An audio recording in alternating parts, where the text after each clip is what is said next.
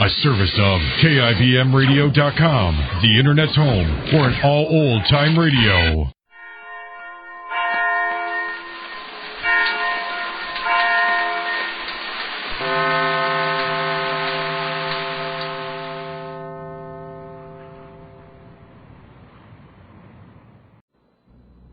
Ladies and gentlemen, the story you are about to hear is true. Only the names have been changed to protect the innocent. Dragnet.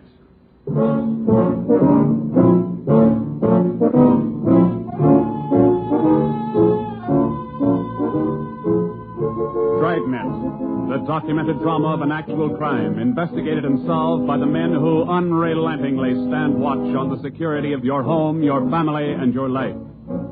For the next 30 minutes, in cooperation with the Los Angeles Police Department, you will travel step by step on the side of the law through an actual case from official police files. From beginning to end, from crime to punishment. This is the story of your police force in action. Dragnet.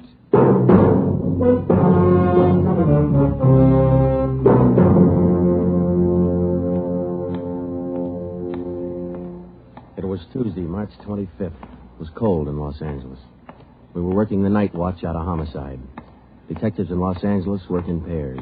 My partner's Ben Romero. He's a sergeant, so am I. My name's Friday. The boss is Ed Backstrand, chief of detectives. I was on the way back from the record bureau, and it was 13 minutes past 11 when I got to room 42. Homicide. That's a hot shot. Somebody grab it. I got it, Ed.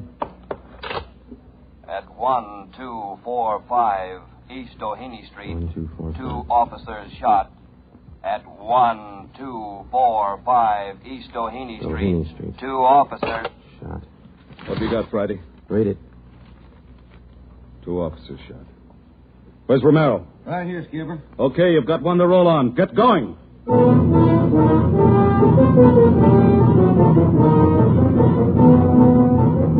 Both Ben and I knew where we were heading. We'd recognized the address. It was the Trapdoor Cafe, a joint in the south end of town that did business with a pretty rough crowd. 13 minutes later, we pulled up in front. 2 patrolmen had the crowd pretty well pushed back. There was a cruiser car in front of the cafe. The car door was open, and an officer was sprawled across the seat. He was conscious but weak, and one of his pant legs was pretty red. Hello, Sarge. Hi, how you doing? I've done better. Yeah, well, what happened? Williams and I were cruising. We've been keeping an eye on this cafe lately. Tonight we decided to take a look. And just as we went in, 2 guys left in a hurry. The back door. We followed them out into the alley. It was dark out there, and I called to them. I said, hey, fellas, just a minute, I want to talk to you. They stopped? I'll say. One of them whirled. He had a gun in his left hand. He shot both of us. Left hand, huh? Williams went down and out. I went down, but I took a shot at them. No effect. And I started crawling out here to the car so I could call in. You started crawling? Yeah. Wait a minute, Emerson. Weren't there any people around by that time? Yeah, quite a few ran out after the shots. You mean nobody would help you to the car? That's right. Did you get a good look at either of the gunmen? Well, one of them was tall. I think he was a redhead. There was something funny about his nose. That's all I saw. It's too dark out there. Williams was closer. I think he got a good look. Joe, the other officer, Williams. He's in pretty bad shape. Is he breathing? He's still alive, Emerson. I don't know how much time he's got. Ambulance? On the way. Okay, let's round up all the men who are in the cafe. We're taking them in.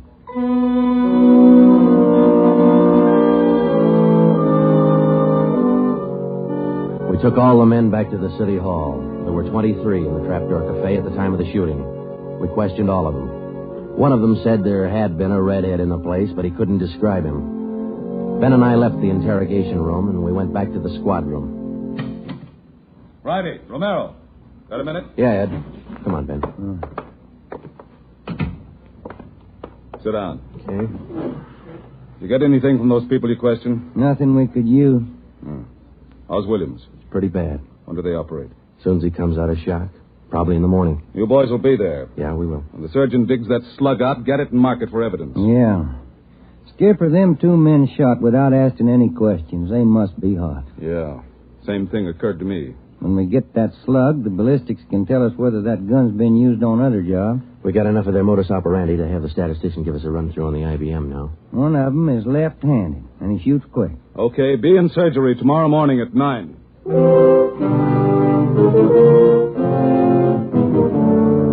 Neither Ben or I said much on the way home, but we were both thinking the same thing. I knew the chief was thinking it, too.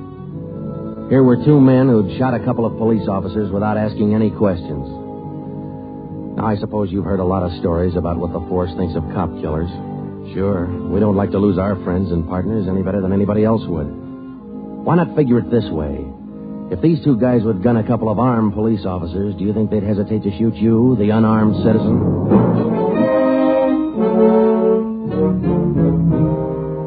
The next morning at 9 o'clock, Ben and I had scrubbed up and we were in surgery. Williams was on the table. The surgeon started in. A lot of minutes later, he got the slug. As for Williams, they took out 7 feet of his intestine and said he might pull through.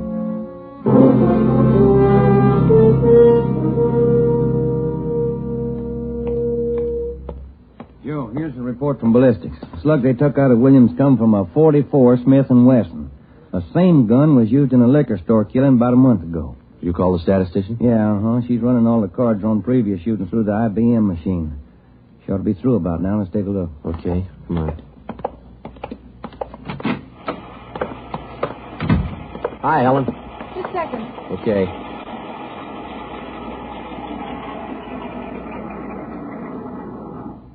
Well, that's it, boys.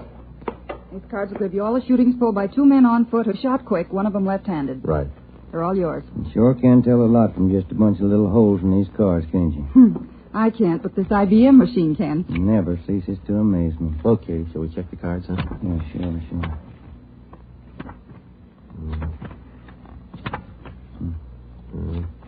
Wait a minute, Ben. Here we are.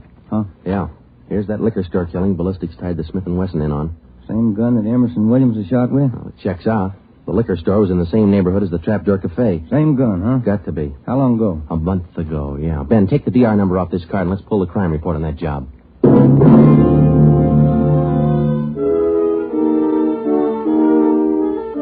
We pulled the crime report out of the files. It said that there was only one witness to that liquor store killing a month ago. That witness was a woman. Miss Forbes, I'm sorry to disturb you like this, but we'd like to ask some questions about that liquor store killing you witnessed a little over a month ago. Well, I told the police everything I knew about it then. Yeah, we know, but maybe you wouldn't mind telling us again, huh? Oh, no, I guess not. I've been trying to forget it, to tell the truth. It was pretty terrible, and I really didn't see so very much because I was awful scared. I understand. But try to describe again just what happened, will you? Well, it was about 10 o'clock at night. I was walking down the street toward home when I realized I was all out of cigarettes. Well, I was right in front of the liquor store then, so I went in. The clerk was behind the counter, and there were 2 men standing there arguing. What's the idea of changing your mind? I thought we was going to get bourbon. No, let's get the wine. I want bourbon. Costs too much. Wine's good enough. The rest of them want bourbon, too. We better talk to them. Well, okay. We'll be back when we make up our mind, mister. 2 men walked out of the store, and the clerk smiled at me and shrugged his shoulders. I bought a pack of cigarettes and turned to leave. But just then the 2 men came back in again, and each of them had a gun in his hand. This is a stick-up, mister. The clerk just sort of crumpled to the floor. I couldn't believe my eyes, but that's just how it happened. The men said this is a stick-up, and then they shot him right away. Get over against the wall, lady, or you'll get the same. One of them punched the no sale on the cash register. I was shaking so I almost caved in. He scooped the money out of the drawer and stuffed it into his pocket. And then the other one went over to where the liquor clerk was lying face down. He knelt down beside the clerk and he put his gun against the clerk's spine. Then they both ran out of the store. Oh, it was terrible. That clerk, he was lying there helpless and wounded, and they deliberately... Yeah, Miss Forbes, I understand. Oh, Miss Forbes, you said that both of the men had guns. Yes. One of the guns was black and the other was sort of fancy looking. What do you mean, Miss Forbes? Well, it was real shiny. Nickel-plated? I wouldn't know about that, but it was shiny. There were 2 guns, huh? Yes. Well, now about the men themselves. Well, I was so scared their faces just didn't register with me. The one who shot the clerk in the back was sort of stocky. That's about the best I can do. You mentioned in the report that one of the men was left-handed. Yes, I do remember that. Uh-huh. Look, Miss Forbes, this is very important to us. One of the men was a redhead? Redhead? Why, no, I didn't see any redhead.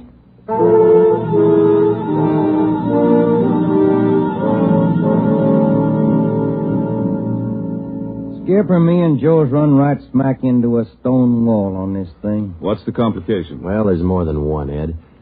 In the first place, we know that the .44 Smith & Wesson was used in both shootings, but the descriptions of the men involved don't check. Police officer Emerson said he thought the man that shot him and Williams outside the Trapdoor Cafe was a tall, left-handed redhead.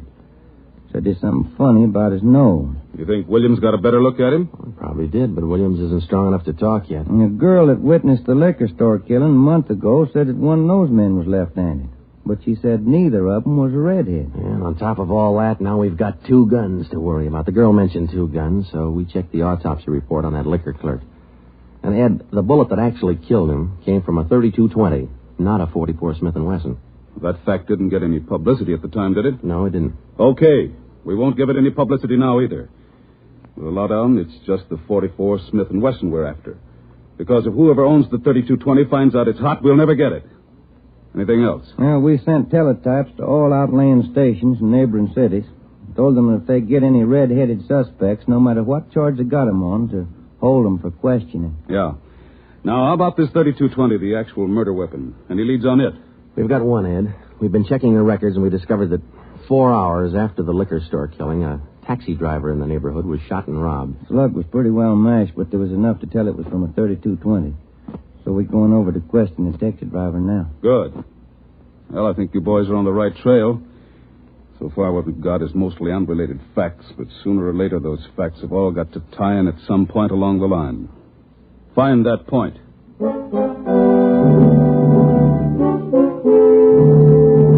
Yeah, find the point. Find the tie-in. Well, Ben and I went over to see the taxi driver, a guy who was living on borrowed time. Yeah, it was about 2 o'clock in the morning when it happened. I got a call to pick up a fare near 105th and Avalon, you know. Yeah. Mm-hmm. Well, I got there. Somebody came over, pulled open my cab door and said, "This is a stick-up. Then blow it. You let me have it." Just like that, huh? Yeah, just like that. Same deal as others, Joe. Itchy trigger finger. Yeah.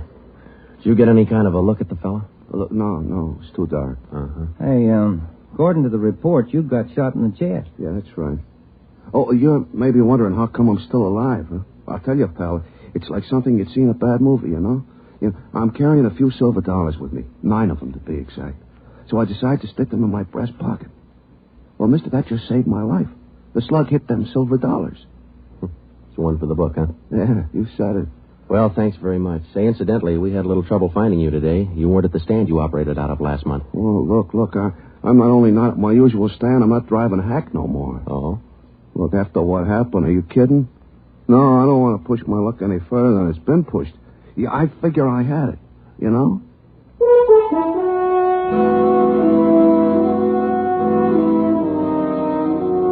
And about that time, Ben and I were beginning to figure we'd had it. We were getting nowhere fast. We had a few informants nosing around, but so far they hadn't come up with any leads.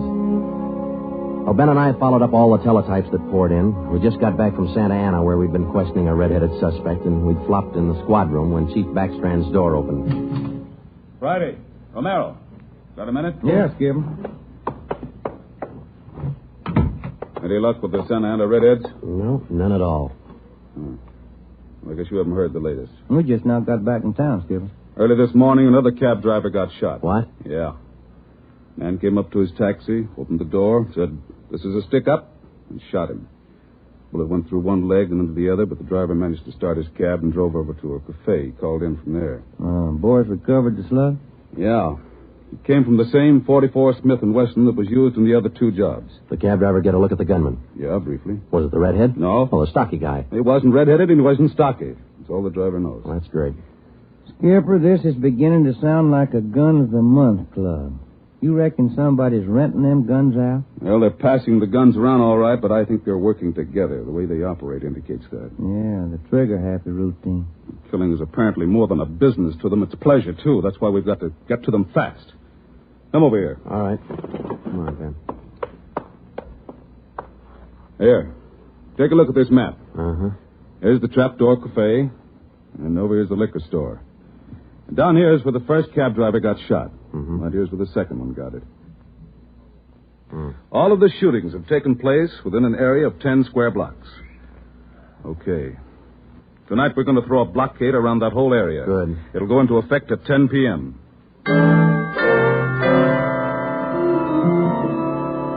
At 9:45 p.m., cars and officers started drifting into the area by twos and threes. And at 10, when Backstrand, Ben, and I arrived, the whole area was sewed up tighter than a tick. Now, code 3. Pacific Ambulance Davis? 1. Gotcha. All set? All set. We got a primary line and a secondary line. If anyone tries to make a break, we'll pick them up in the secondary. Okay. Friday and Romero here will cruise around the area with me. Go to work, men. Every car in the area was shaken down. The same process was also followed on all persons on foot. The blockade went on all night. By the end of that time, we'd brought in 217 suspects. 26 of them were redheads. What's your name? Henry Wagner. Where do you work? Lumberyard. Which one? First class. What time did you get through work last night? About 6, I guess. What'd you do then? Had some dinner. Where? Harry's Grill. Then what? Shot a little pool. Look, I tell you, I ain't done nothing. Now, let's go back to the day before yesterday. Did you work at... And that's the way it went all day long. We shot question after question at them, working them gradually back to the days on which the shootings had taken place. When it was all over, we got 6 men wanted in other cities on various charges. We got quite an assortment of guns and knives. But as far as the shootings were concerned, we got nothing. Well, I guess that's the last of them. Oh, I was running out of questions there at the end. You two boys better go on home and get some sleep. Well, I was kind of figuring on checking back over the reports to see if we might have overlooked something. I said go on home. You two boys have been at it for 32 hours straight. Look at you. You're both so groggy you can hardly stand up. You need sleep. It's 4 p.m. now. Don't come back until 10 p.m.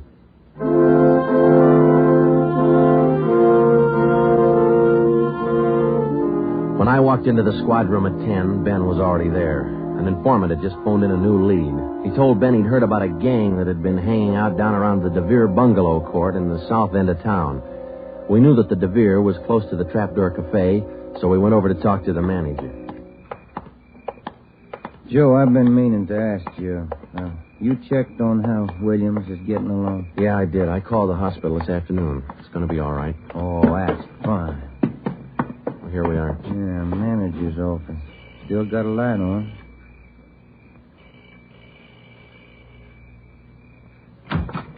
Yeah? I'm Sergeant Friday, police. This is Sergeant Romero. Yeah? We'd like a little information. Well, sure. Come in. Thank you. What can I do for you? Well, did you hear anything about a gang that hangs out down around here anywhere? Gang? Well, no. How about your tenants here? Any of them ever been in trouble, to your knowledge? No. This ain't exactly the best neighborhood in town, but we try to keep things under control. Once in a while, one of them will get out of line, but when that happens, we heave them out of here. You heaved anybody out lately? Yeah, I did. A fellow and his wife a few weeks ago. They had a fight in one of the bungalows. She took a shot at him, but she missed. Party by the name of Stuba, Carl Stuba. What did this Stuba look like? Oh, sort of tall, skinny. Was he a redhead? No.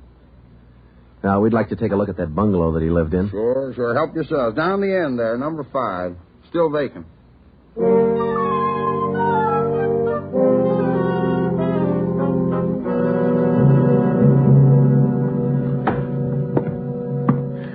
Well, I guess that does it. Stuba didn't leave a thing behind. Matter of fact, we don't have anything to prove that this Stuba's tied in at all. We're only working on a hunch. Hey, Joe, look. Where? Up on the wall there, just by the window. Oh, yeah. Yeah, that plaster there, it's newer than the rest. You got a knife? I sure have, boy, and I'm carving. That manager'd be awful unhappy with me if he was here. Yeah, he would. Yeah, but... Hey, Joe, here it is. A slug. They plastered right over it. Okay, dig it out, and let's hope it matches.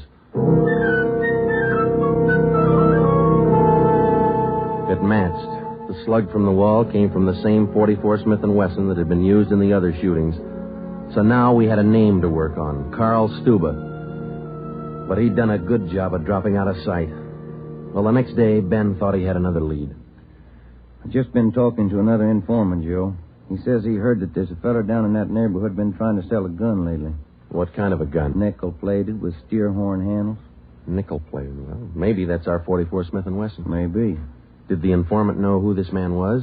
Said the fella's name was Alonzo. Yeah. Alonzo who? Just Alonzo. That's all he knew.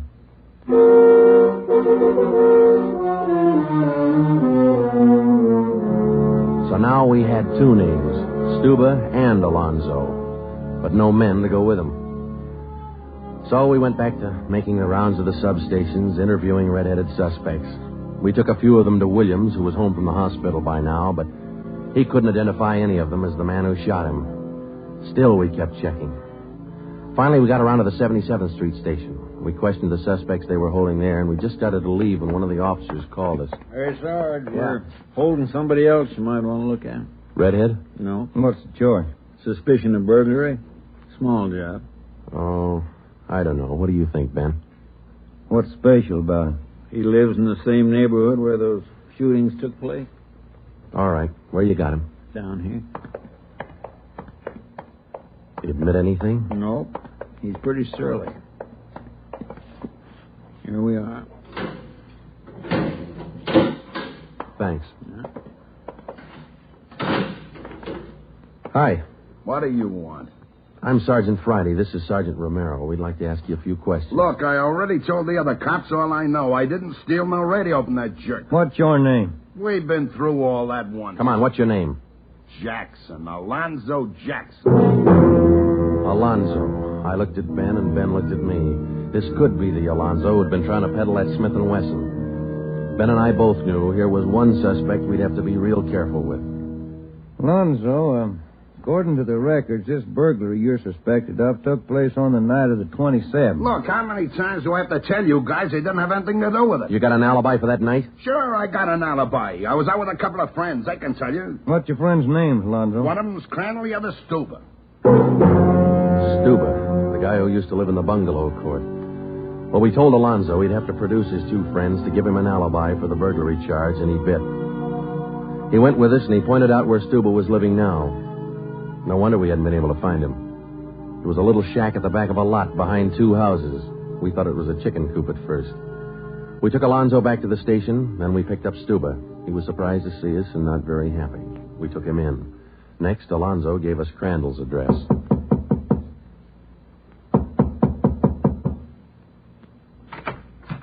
Yeah? Mr. Crandall in? No. Will he be back soon? I don't know. Who are you? Sergeant Friday, Sergeant Romero, police. What do you want with him? Oh, nothing important, lady. We just wanted him as a witness. Oh. Well, I don't know just when he'll be back. Probably an hour or two. Okay, thank you.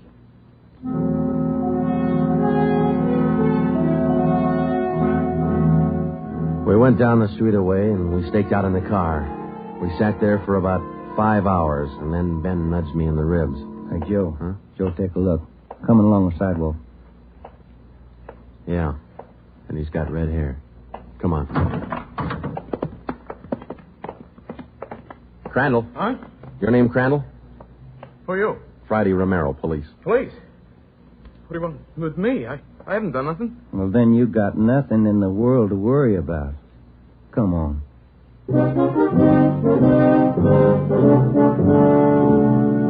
We questioned Crandall for an hour, but he wouldn't give an inch. Denied everything. Then we put him in a car, and we drove over to Officer Williams' house. I left Ben in the living room with Crandall, while I went in Williams' bedroom. Hello, Sarge. Hi, Williams. How you doing? A little better, I think. That's fine. Look, we've got another redhead outside. Bring him in. Okay. All right, Crandall, come on in here. Who's in there? Why'd you bring me over here? Come on in here.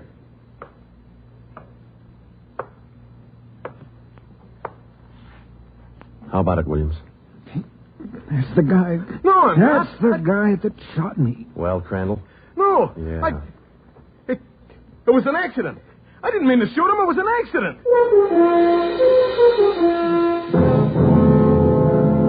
Once Crandall got started, he talked his head off. He also admitted being in on the liquor store killing, but insisted he was only the lookout. We took him back to the station and got his whole story down on a tape recorder. Yeah, he was left-handed. Then we went back to Alonzo, who didn't know we had Crandall's confession. We met the chief in the hall outside the room where they were holding Alonzo. You about ready to tie the knot? Oh, hope so, Chief. But Alonzo hasn't given any yet, and we still haven't found those guns. We've got one of them. Which one? The Smith & Wesson. Stuber popped about that one 10 minutes ago. Said he left it with his girl. A couple of the boys are on their way over to get it now. That's good, Ed. That leaves just the .32-20. You haven't mentioned the .32-20 to Alonzo, have you? No. He still thinks we're after that Smith & Wesson, and that's the way we're going to play it right now. Go ahead. Look, how much longer are you guys going to hold me here?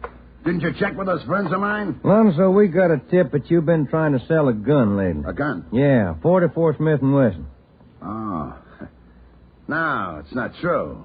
That Smith & Wesson's been used in a couple of robbery jobs this month, and we think it's your gun. That's a lie. Any proof of that? Why, yeah. Sure, I got proof of that. I used to have a gun, but it wasn't a Smith & Wesson.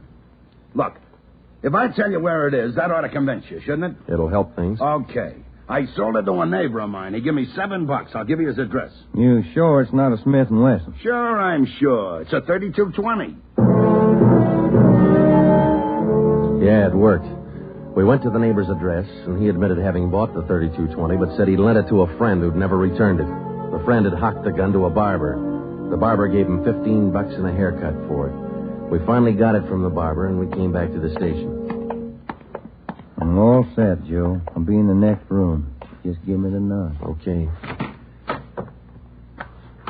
Hello, Alonzo. Hey, you got the gun. Yeah, we got the gun. Wow. Now, maybe you'll believe I'm on the level. Okay if I go now? I guess we won't be able to hold you here much longer. You can say that again, brother. You could have saved a lot of time if you'd have listened to what I've been trying to tell you all along. I guess you're right, Alonzo. Sure, I'm right. You know, you guys would be a lot better off. You believe guys like me the first time we tell you something. But on the liquor store job, I was only a lookout. I was outside.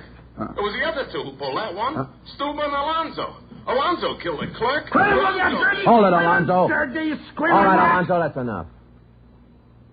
Now, come on, how about it? What's the use? All right. That's like he said. Okay, Ben, bring the recorder in here. Alonzo's ready to make a record now.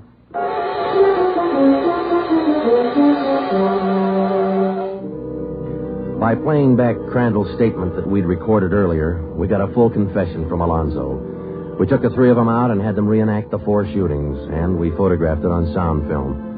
Crandall, the redhead, was the one who'd shot the 2 police officers, but he was only the lookout for the liquor store killing, which explains why the girl witness didn't see him in the store. Stuba and Alonzo were the ones who pulled that job, and Alonzo, the worst of the bunch, was the one who put the .32-20 against the spine of the wounded clerk. The 3 of them took turns at shooting the cab drivers and robbing them. That accounted for the mixed-up descriptions, including all that left-handed business. 2 of the 3 suspects happened to be left-handed. Well, that was the crop. Crandall, Alonzo, Stuba. 4 shootings, 3 robberies, 4 attempted murders, 1 murder. The 3 men were tried and convicted.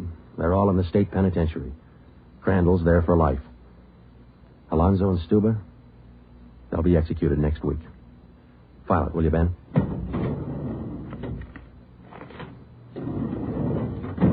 Case closed. Dragnet.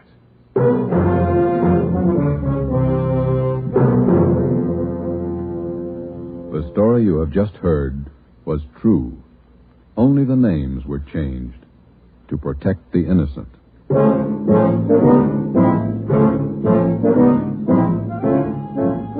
You have just heard the second in a new series of authentic cases from official files. Technical advice for Dragnet comes from the office of C.B. Horrell, Chief of Police, Los Angeles Police Department. Tonight's program is dedicated to Radio Officer Delmer E. Cook of the Los Angeles Police Department.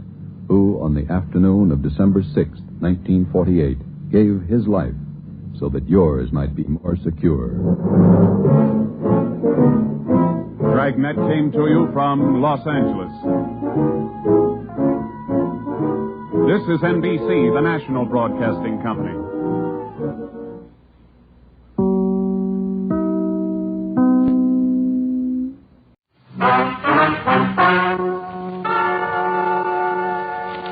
Ladies and gentlemen, the story you are about to hear is true. Only the names have been changed to protect the innocent. NBC brings you Dragnet.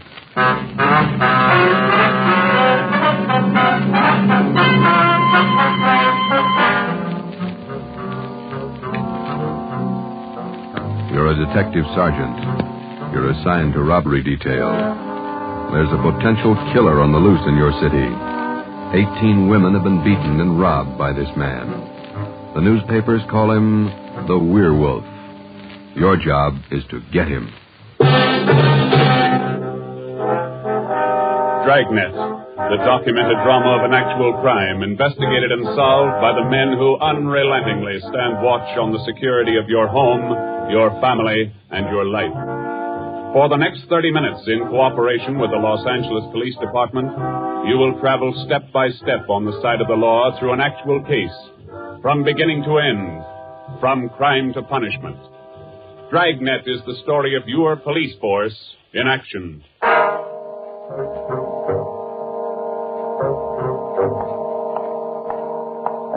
It was Thursday morning, February 2nd. It was raining in Los Angeles. We were working the early morning watch out of robbery detail. Detectives in Los Angeles work in pairs. My partner's Ben Romero. He's a sergeant, and so am I. My name's Friday. The boss is Ed Backstrand, chief of detectives. I was on the way back from the teletype room, and it was 3 a.m. when I got to room 27A, robbery detail. Hi, Ben. What's up? Keep the coat on, Joe. Just had a hotshot call. Coming, Skipper? Right behind you. Let's go, Freddie. Well, what was it, Ed? Another woman robbed, almost beaten to death.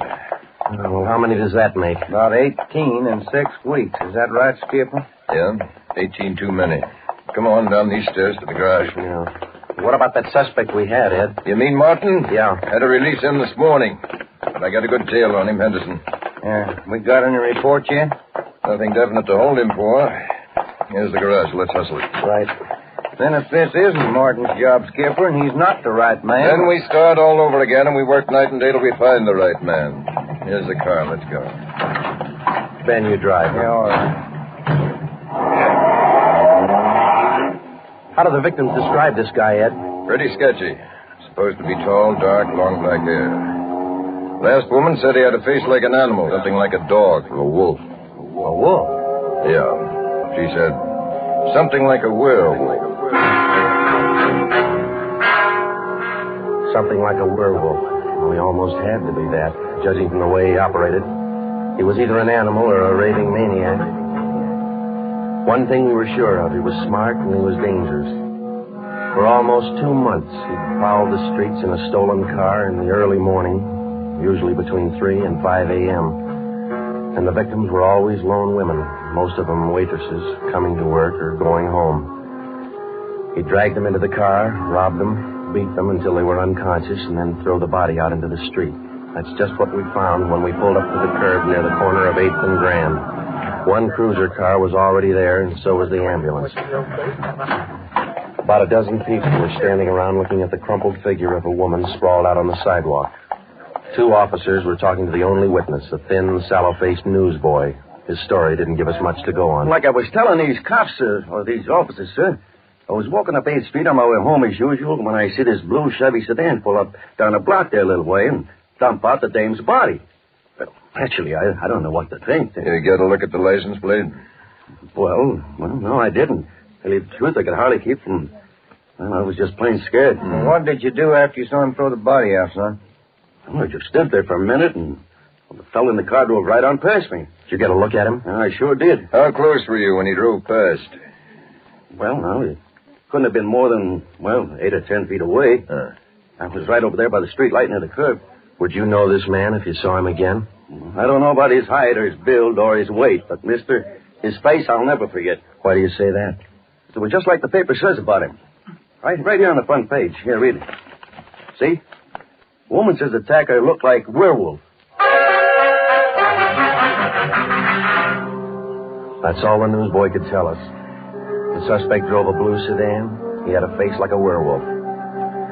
We covered the neighborhood for clues, and we questioned a dozen people, but we got nowhere. We took the witness's name and address, and we drove down a couple of blocks to an all-night gas station. 14-hour off to Metropolitan. I'm going in here and call the office and see if Henderson's called in on Martin. We might still have a suspect. Right, Skipper. 13-hour off to Metropolitan. Looks as mad as a wet hornet, doesn't it, Joe? Yeah. Did you get a good look at that woman's face when they moved her in the ambulance? Yeah. Sure does like to mess them up. Oh, I don't know how we're going to get him, Ben, but we better do it fast. Next time it'll probably be murder. Oh, here comes the skipper, Joe. Uh-oh. Doesn't look good. What is it, Ed? Just talked to Henderson. He tailed Martin to a bar in Long Beach. He hasn't been out of his sight for 2 minutes since yesterday. Martin's clear. And we're right back where we started. Yeah, with one more half-dead woman in the hospital. Oh, how about that stolen car, Skip? Wait a minute. Get that radio up. Okay. Code 3, ambulance dispatched. Code? Attention, all units. On Grand Avenue between Venice and Washington, a woman, victim of robbery and attack. Code 3, ambulance dispatched. Code 3, red light and siren. Come on, Friday, let's roll.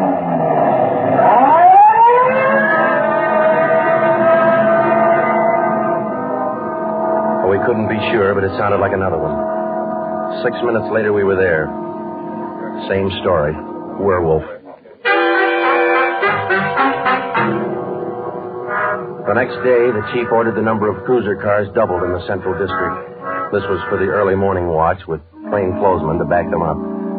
Then the newspapers played it big, and in 2 days, the story was on the front page of every paper in town. Maybe that should have made the werewolf lay low, but it didn't.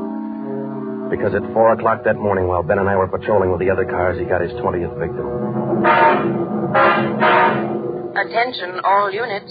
Whittier between Soto and Matthews. A woman, victim of 211, an attack. Code 3, ambulance dispatched.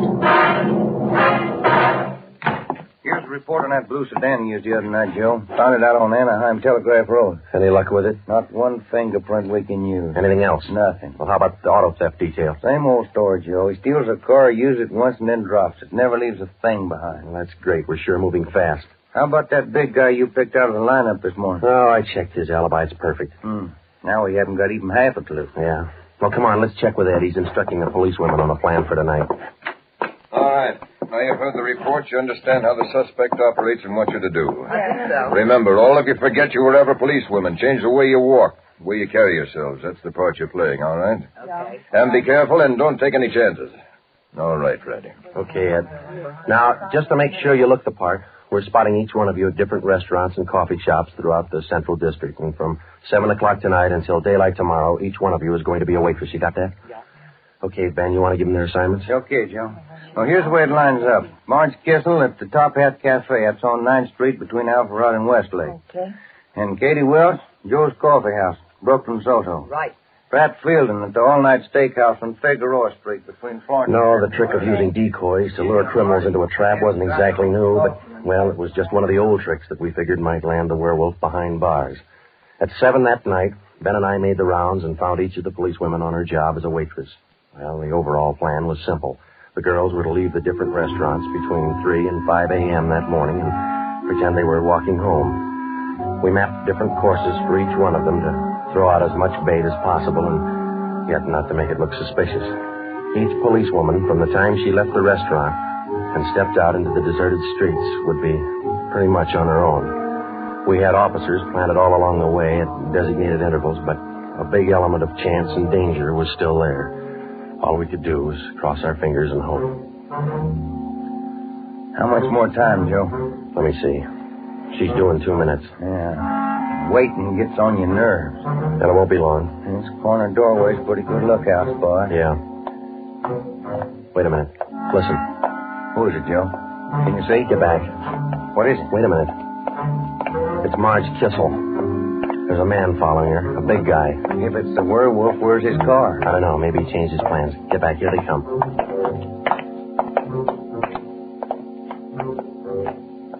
You get a look at him, Joe? Oh, pretty good. Not too suspicious. Might be coincidence. Well, I got a pretty good lead. Come on, let's go. Stay back in the shadows.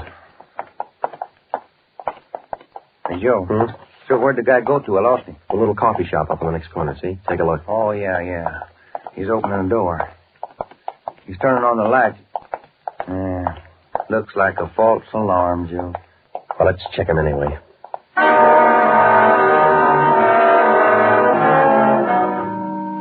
Well, I didn't think we'd be that lucky on the first try, and we weren't. We asked the man a few questions, and it didn't take him long to show us he wasn't our man.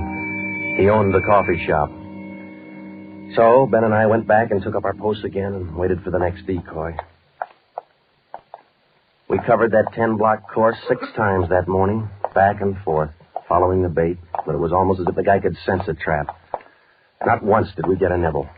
By the time our last decoy finished the route, it was almost daylight. Joe, I never was so glad to see that sun come up in my whole life. My feet feel like they're puffing right up out of my shoes. Yeah, me too.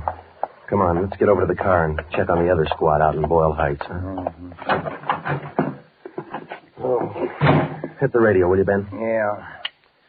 Joe, there must be some easier job on the force than this. Yeah, you and me both. Now, let's see what happened to the others, huh? 80K to Unit 104K. Come in.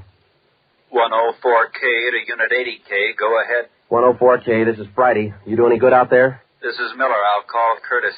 Stand by. 80K to 104K, Roger. What do you think, Joe? Maybe a bite? I don't know. Oh, this guy seems to work like a mind reader. Well, he can't win all of them. 104K to Unit 80K. This is Curtis. Go ahead. This is Friday, Al. How'd you do out there? Any luck? Just checked in the last gal, Joe. Eddie Welch, not a sign. Okay, Al. Have the men check in. 80K clear. KGPL. Okay, let's go, Ben. When we finally got back to the office that morning, both Ben and I were ready for some sleep, but it didn't look like we were going to get it. We just about finished going through the overnight reports for some kind of a lead when the phone rang.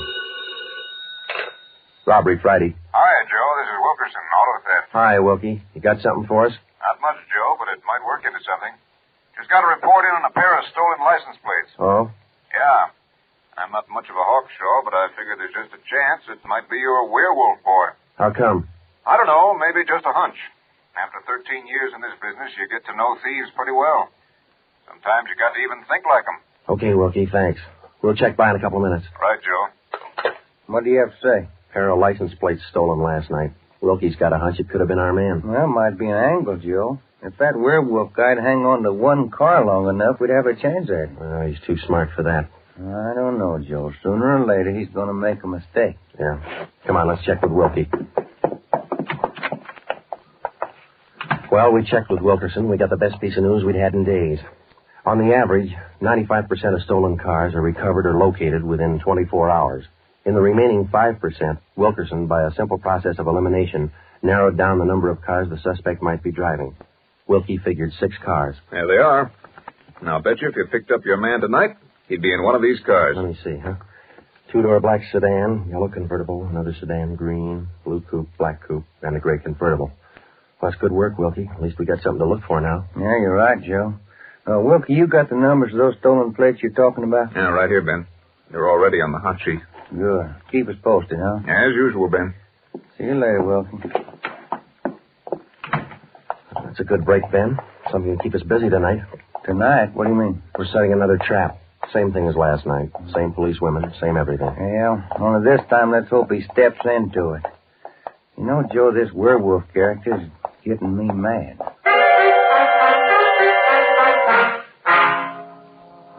That night, we followed in our own footsteps. We planted the policewomen decoys in 3 separate districts, and a few minutes before 3 a.m., our squad of men took up their positions. The same policewomen went to their waitress jobs in the same restaurants, and Ben and I and the rest of the men stood in darkened doorways or empty filling stations or whatever cover we could find. And we waited and waited. What time is it, Joe? Let me look. 4:30. Thank you. Any sign, Joe? No, nothing yet. Come on, stay in the shadows. That's the way it went all through the early morning. The same plan over and over again until daylight. Ben and I would check in at the station, go over the late stolen car reports with Wilkie, catch a few hours sleep at home, and then come back and do it all over again.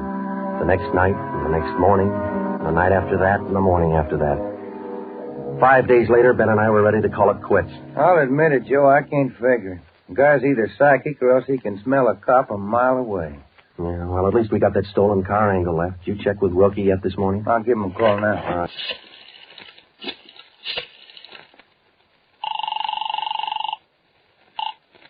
Auto theft, Wilkerson. This is Ben, Wilkie. You got anything for us this morning? Yeah, just going to call you. You fellas ought to let me solve your cases for you. Why? What'd you get? The boys picked up 3 of those 6 stolen cars since late yesterday. Great. Now, what does that leave us with? Well, here are the 3 still missing. Yeah. 4 X-ray 763. Yeah. 5-6 Young 342. Uh-huh. 6-1 Robert 385. Yeah. Got those? Yeah, thank you, Wilkie. Check you later. Good news? Remember those 6 missing cars? Yeah. Wilkie says the boys found 3 of them since late yesterday. Here's what's still out. The blue coupe, the yellow convertible, and the gray convertible. Yeah. Well, this feels like the right track for a change, Ben. Righty. Romero, got a minute? Sure thing, Skipper. Come on, Joe. What do you got, Ed? Woman up in Hollywood just called in with this. She said she walked down to the corner from her house last night to mail the letter. On the way back, a guy pulled up in the car and tried to drag her inside. Any description? Big, heavy set, dark, same thing. Well, how'd you get away from him, Skipper? She said she started running as soon as he made a motion toward her. When he saw her run up the steps of her house, he jumped back in the car and took off. Well, how come she didn't call in before this? She hasn't got a phone. She's ready to leave the house again until this morning. Sounds good, Chief. You got her address there? Yeah. Mrs. Tom Burdick, 1237 Wilcox, apartment 10. Come on, Ben. This might be what we're looking for.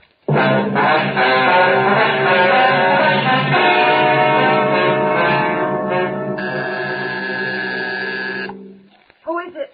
Who's there? Sergeant Friday, ma'am. Police. Oh, just a moment. I'm Sergeant Romero, Miss Birdie. This is my partner, Sergeant Friday. We come out to check on your call about that little trouble last night. Oh, well, I don't know if I'm going to be much help to you. I was so frightened about all I could do was just run. Well, could you add anything to the man's description, Miss Burdick? I mean, other than what you told the chief on the phone? Well, now, honestly, I don't think I can. All I saw was this tall, dark man jumping out of his car and starting for me. He had a heavy build and seemed to me, well, a large head with lots of long black hair. Miss Burdick, would you recognize this man if you ever saw him again? Well, I think I might.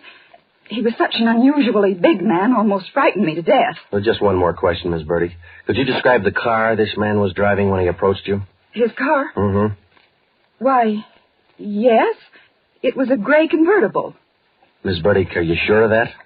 Yes, I'm sure of it. A gray convertible. Thank you, Miss Burdick. That's all we wanted to know.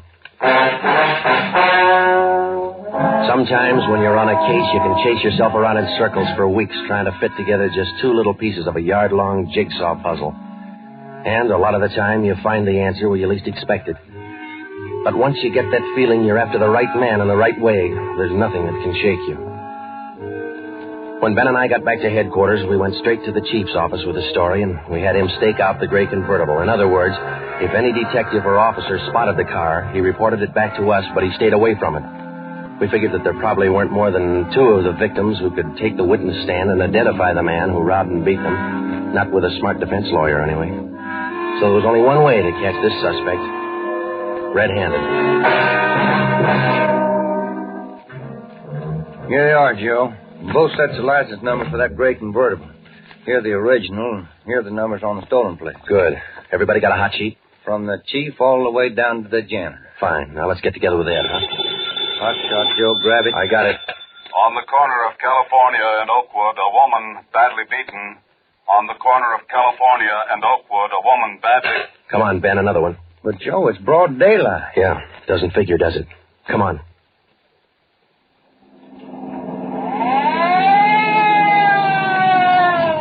That vacant lot over there, Joe. 2 plainclothesmen and uniformed officers were keeping the crowd back. An ambulance was drawn up by the curb, but it was empty. When we got down to the rear of the lot, we found out why. They were waiting for the coroner. The woman was young, not much more than 30. Her body was half sprawled across the muddy ground, and her face was turned upward. It had been badly beaten. They figured it happened last night, Sergeant. Have the fingerprint men been notified? Yeah. How about the crime lab? Just called them. That's good. Now, let's keep everybody out of the area till they get here. All right, Sergeant. Who found the body? One of the kids in the neighborhood. The woman was dead when he found her. Did she live around here? About a half mile away. I hear she's got 3 kids. Or she had 3 kids. Uh-huh. You seen enough, Ben? Yeah. Let's get on back to headquarters.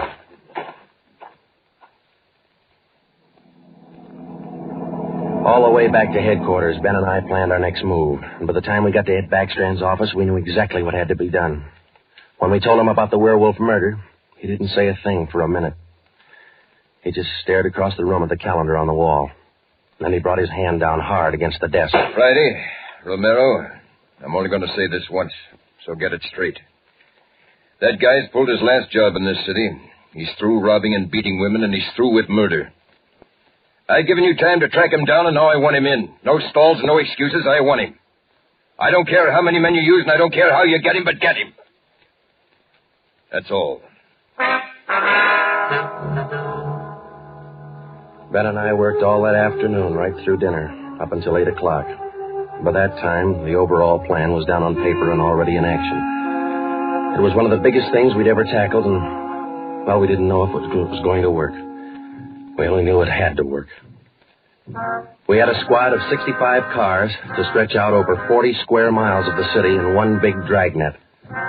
The blockade itself would be stationary most of the time, and working inside it would be 2 cars, 14 policewomen as decoys, with 2 plainclothesmen assigned to watch each policewoman.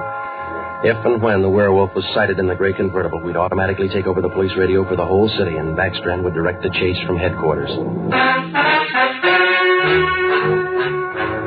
A little after 8, we had coffee and hamburgers, and we went to Ben's for a few hours. Ben tucked his kid in bed as usual, and then he laid down for a nap. I talked to his wife until I dozed off in the chair. At 11:30, she woke us up. I combed my hair, put on my coat. Cops' wives are like everybody else's. They worry.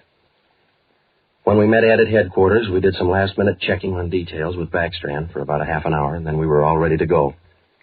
By 5 minutes past 2, half the Dragnet crew pulled out of the police garage and scattered over the city to their places. By 2:35, the other half pulled out, and a few minutes later, Ben and I followed.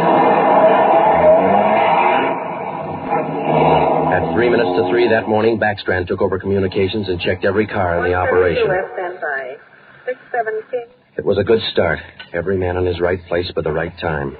The trap was set. All we needed now was to find our suspect, the Werewolf, inside. Control 4 to Unit 80K. Control 4 to Unit 80K. 80K to Control 4. Go ahead. This is Backstrand, standing by. 80K, roger. Clear. KGPL.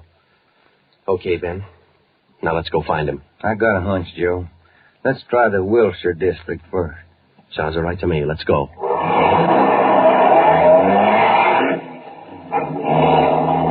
For the first hour and a half, we raked the Wilshire district back and forth. Not a sign.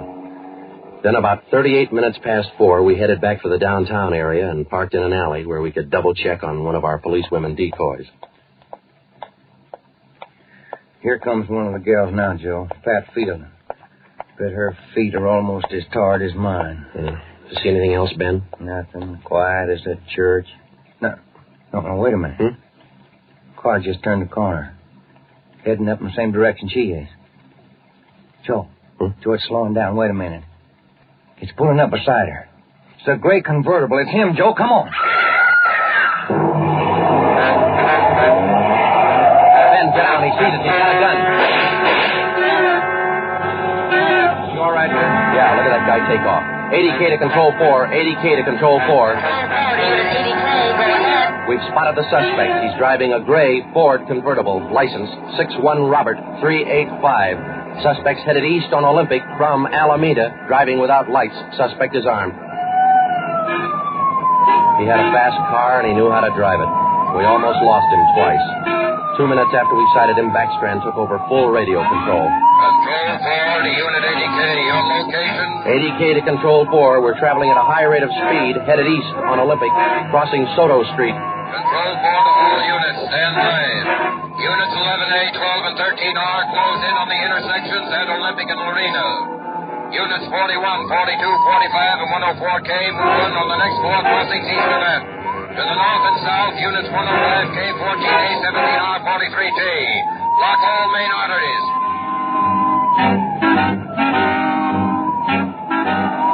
In the next half hour, the 65 cars in the Dragnet had pulled in like a noose around a 5-mile area. Ben and I hoped it was just a matter of time. Unit 80K to Control 4. Control 4 to 80K, go ahead. He's headed north on Fresno Street, crossing Whittier Boulevard. Attention all units. 80K now pursuing suspect north on Fresno from Whittier Boulevard. Units 15, 105K, 11R, and 18A block off the intersection on Fresno and 4. Hey, Ben, up there ahead. What's he trying to do now? Look, he's turning around. Yeah, and he's coming right for us. Watch it, Joe. Look out! Pretty close. 80K to Control 4. Control 4 to 80K, go ahead. Exchanging shots with suspect. Watch it, Ben. Here he comes again. Sure likes to use that gun, doesn't he? Sure does. Hey, Joe, look. Now, look, he's turning east. He's running for Hollenbeck Park. Yeah, 80K to Control 4. Control 4, go ahead. Suspect just drove up over curb and into Hollenbeck Park. Control 4 to all units. Control 4 to all units. Converge on Hollenbeck Park. Suspect is in the park. He's armed. Use caution. Code 3.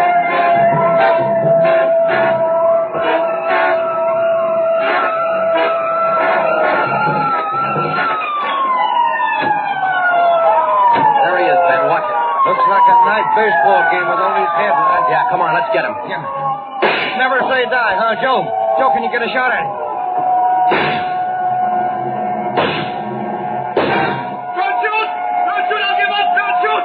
Then step out in the open and get your hands in the air. All right, I'll give up, but don't shoot! You're a brave killer. Yeah, come on.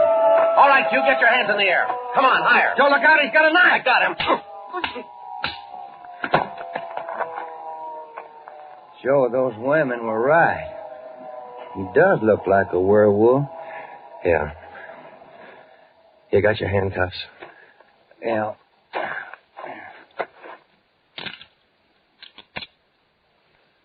Okay. Got a cigarette? I've been out for an hour. Little place across the street. Maybe we can get some there. Okay. There's the crew from the 41R. Hey, fellas, take him into robbery, will you? Okay, Friday. I think there's a vending machine in there. Uh-huh.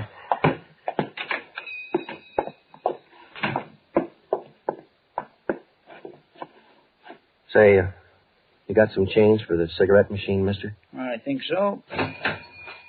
Say, who was that guy all them cops were after over in the park a little while ago? I picked up the werewolf. Been reading the papers? Yeah.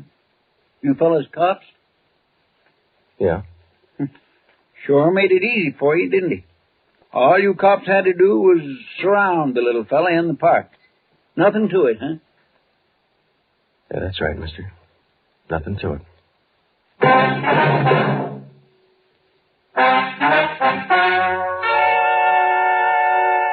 The story you have just heard was true. Only the names were changed to protect the innocent. Walter Barton, known as the Werewolf, was tried and convicted and is now serving a full life sentence at the state penitentiary.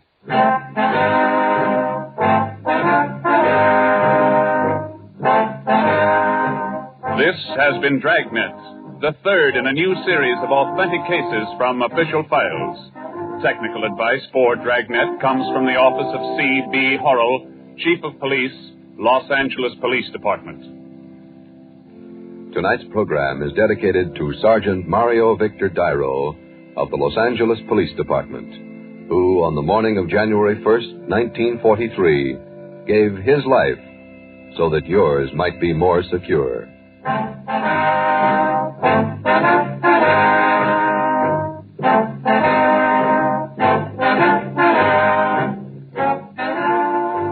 Dragnet came to you from Los Angeles.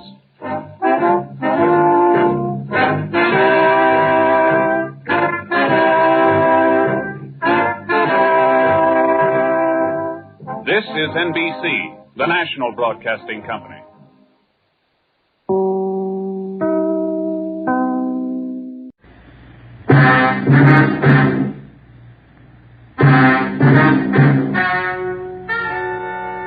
Ladies and gentlemen, the story you're about to hear is true. Only the names have been changed to protect the innocent. NBC brings you Dragnet.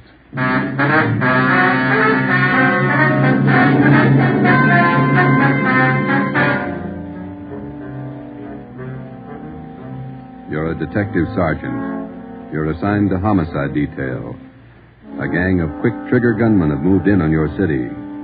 They've given public notice that they'll kill the first cop who tries to take them. You know the risks.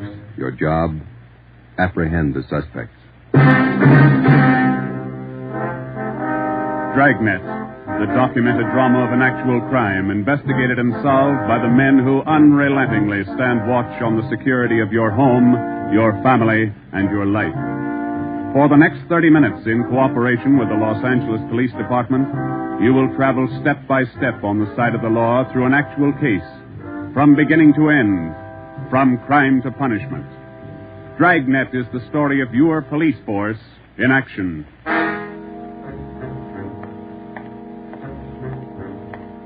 It was Wednesday, April 17th. It was warm in Los Angeles. We were working the night watch out of homicide detail. The boss is Ed Backstrand, chief of detectives. My partner's Ben Romero. My name's Friday. I was on the way back from the record bureau. It was 4 minutes to 6 when I got to room 42. Homicide. Hey, Ben, I pulled the package on the Raymond killing. And that proves you can still read, Friday. He said it, Joe. Your pal, Fred Lindsay. Hiya, Fred. What's doing? Busier than you are. We know what we're looking for. Just having a little trouble finding them. That's the way it is with automobiles. They misplace so easy. Not normally, they don't. We've got a small-size epidemic on our hands. Well, don't let us keep you, Fred. Just ducked in here for a breath of calm air and to invite you to dinner for the last time. The wife and I are still waiting for the first time. How about it, Joe? Ruth's got a new pressure cooker. Your sister-in-law visiting you again, huh? No, on the level. Not selling a thing. Come on. Who is it this time? My cousin. But she's awfully pretty, Joe. Oh, why do you guys insist on trying to marry me off? Me and Fred went down fighting, but it kind of grows on you after a while. Now, tell me, what is it about a married man? Just can't stand to see one single man left in the world. How about it, Joe? Tomorrow night at 7, okay? Okay. Tell Ruth I'll be there. It figures that he's got to run out of kinfolks pretty soon. Fine, we'll be expecting you. Got a stakeout tonight, but tomorrow I'll be clear. Anything big? Nothing definite, Ben. Just to follow up on those stolen cars.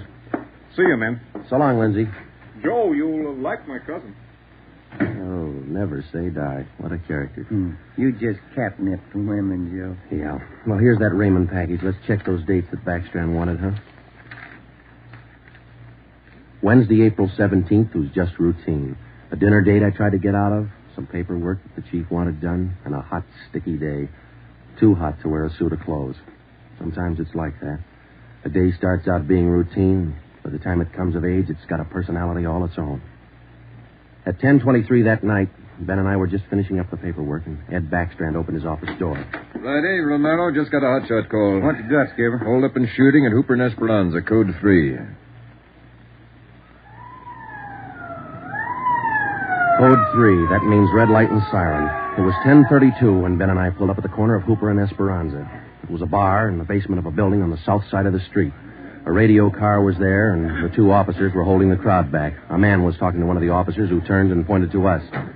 As Ben and I got out of our car, the man hurried over to us. You're the detectives? That's right, Sergeant Friday. My name's Cummings, R.L. Cummings. I own the bar. This is terrible. There was a gunfight downstairs. Uh-huh, come on. Where's the ambulance? One of the officers in the radio car said we needed the coroner. Did you see the actual shooting? No, I didn't. Here's the fellow that was shot. Oh, there's Jones from the crime lab. Hello, Friday. Romero. Hi, Lee. What do we got here? Pretty bad. Looks like a shotgun. Close range. He really got in the way of it. Ben. Yeah. It's Fred Lindsay. Motor theft. He was on a stakeout, Lee. Tell us about it, Mr. Cummings. You know this fellow, Sergeant? Yeah, we know him. What happened? We had a holdup tonight. 3 men. Yes, go on. Well, business was good, real good. We had a large crowd, and I was happy about that because I've been trying to sell out for a long time now. I've been showing the place to different parties all week long. I had a fella coming over tonight to take a look at it. What time was that? A little less than an hour ago, about 9:30. I see. Go ahead. It was almost time for this man to show up, so I called Eddie, that's my bartender, and I told him to kind of keep a lookout for the man because I was going back to the office to get the books ready to show. You know how it is when you want to sell a business.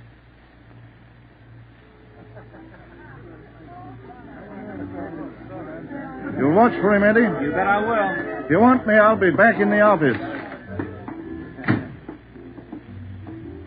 Keep your mouth shut and stand still. Huh? You own this bar, don't you? Well, yes. What is this? You're the boy we want to see. Which one of you? All three of us. What's going on? What's it look like, genius? Just a stick-up. I haven't any money. You go to the bank on Thursdays, don't you? Well, I made my deposit today instead. I've been watching you for a month now. Don't give us that. You go to the bank on Thursdays. Now, come on, hand it over. I'm telling you the truth. I usually go on Thursdays, but I went today instead. You're lying, Ace, and we ain't got much time. Look, you can have all the money I've got on me. I think it's about $200. But that's all I have. Here. Why argue with him? Take what he's got and we'll shake the customers down. No, please don't do that. You got my money. Isn't that enough? No, it ain't. Come on, let's go out front. That's about all I remember, Sergeant. When I come around, I was lying on the floor of my office. You better have somebody take a look at that cut on your face. Yeah, I'm going to right away. There's my bartender. He saw the fight. What's his name, Eddie? Yeah. Eddie. Yes, sir? These men are detectives, Eddie. Will you tell them what you saw? Oh, it was pretty rough. And tell us what happened when they started to shoot. That fellow the coroner just took out of here sure was long on nerve. Took on all three of them single-handed. Tell us what you saw. You ought to get that fellow's name. Sure had a lot of nerve. Took over just like he was a cop. He was a cop. Now, what did you see? I pegged him for a cop. Well, he was sitting up at the bar. Been nursing a bottle of beer for about an hour. I was keeping an eye on the front door, watching for this fellow the boss wanted to see, so I didn't see the three hold-up men come through from the back, but I heard them. All right, let's knock it off. They can all see this shotgun. Anybody make a move, and I'll blow your head off. Demas, cover the front door. Got it. Sickles, shake them down. Okay, gents. You guys in the band, keep that music going. The rest of you people turn around and face the bar. Put your hands on top of the bar and leave them there till we tell you to move. Come on, hurry up. Knock it off. Okay, Sickles. We'll take your money, your watches, anything else you got. Now, don't try to be cute and hold out. All right, you, take off the watch. I'll get your billfold. You, lady, let's have the ring. This man they called Sickle went right down the line. Took everything he could lay his hands on. This cop, your friend, was facing me at the far end of the bar. He was standing there just like the others. He kind of leaned toward me a little. Can you see the guy with the shotgun? Yeah. Where is he? Center of the room. The other guy still at the door? Yeah. Got his gun out? Holding it in his right hand. How far down the line is the other guy? About 10 people away. Hey, you two down at the end there. Knock it off. Hurry up, Sickles. Doing the best I can. Come on, let's have the purse, lady. You, next to the lady here, get the watch off. I'll take this wallet over. How far away now? Getting closer. But we better shut up like he says. I'm going to take the one with the shotgun first. He'll blow you to pieces. I got a gun. How far away is that guy now? I thought Jans told you two to shut up. All right, Sickle, try to move and I'll break your back. Let me go. Go ahead and shoot, Jans. Stay away from him, Sickles. All you people at the bar, down on the floor. Okay, you with that shotgun, grab it. Demas, can you get a shot at him? Not without hitting Sickle. Come on, you, I'm waiting. You got us all wrong, boy. We like Sickle, but not that much. The cop was holding Sickle as a shield. When the big guy let go of the shotgun, both the cop and Sickle ducked. The cop didn't get hit. This man, Sickle, fell over on his face, grabbed at his arm. The man with the shotgun went down on one knee, holding his stomach. The man at the door took a shot at the cop, but he missed. Then the cop fired 3 shots at the man by the door. Looked like the first 2 missed, but the last one caught the man in the leg and he went down. Well, by this time, the big guy with the shotgun had recovered enough to hold his weapon again. I tried to warn the cop. Look out! The guy with the shotgun! I see him! The cop pointed his gun and pulled the trigger, but he was out of shells. Boy, Sergeant, my stomach knotted up when I heard that hammer fall against those empty chambers. The cop threw his gun at the guy with the shotgun and then ran right at him. You know, it was just as if that cop was trying to run right down the barrel of that shotgun. I glanced at the cop on the floor, then I tried to follow the 3 of them as they made their way out of the bar. They jumped into a car out front and drove off. As a kid, I used to watch Bill Hart take on a whole gang in the movies, but this way, right in front of my eyes, Sergeant, he was an awful brave guy. Did you get the license number of their car? No, I didn't. I couldn't see very well. You got a pretty good look at all three of the men, though, didn't you? I believe I'd recognize any of them. Thanks, Eddie. What's your last name? Bowers. Eddie Bowers. Got that, Ben? Yeah. You'll be hearing from us, Eddie. We may want you to look at some pictures for us. Glad to help any way I can, Sergeant. I hope you get the men that shot this cop. You're sure going to try, aren't you? Yeah, Eddie. We're sure going to try. The next step was for Ben and I to make a complete report to Chief Ed Backstrand. They got Lindsay, huh? That Fred Lindsay an auto theft? Yeah, that's right. Good cut. You say he wounded 2 out of the 3 in that holdup? Yeah. That means they'll have to have medical attention in a hurry. We'll check all the small hospitals, cover all the drugstores to get a line on anyone who's bought medical supplies in the last hour. Uh-huh. As soon as medical detail notifies Miss Lindsay, I'd like to go over and see her. Smith and the medical detail's out there now. By the time you get back, we may have a flash in the drugstores or hospitals. We'll be back in 30 minutes. Call in when you get out there. Right, Ed. You might carry this with you. Yeah? I'm sick. I'm sick to my stomach about this thing. I want you to get those 2 bit punks. I don't want them to see another sunrise. Got that, haven't you? Yeah, Ed. Let's go, Ben. Chandler? Yes, sir. Put out an APB. Have communications broadcast the descriptions of these suspects every 30 minutes until further notice. Get them to communication right away.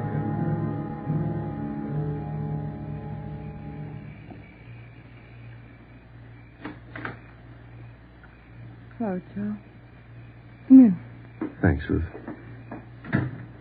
Sit down. Ruth, you know how we all feel. It's all right, Joe. You're married to a cop. I guess you're meant to expect things like this. He'll like that. Fred and I used to discuss the possibility of this. Used to worry about him. I used to worry a lot, Joe. All those nights when he was away and the days, I used to worry. Now I know he's safe. Anything you want or you need? Thanks, no, Joe. Anything at all that I can do? Yes, Joe. I think there's something you can do. You and Ben are assigned to this case, aren't you? That's right. Then be careful.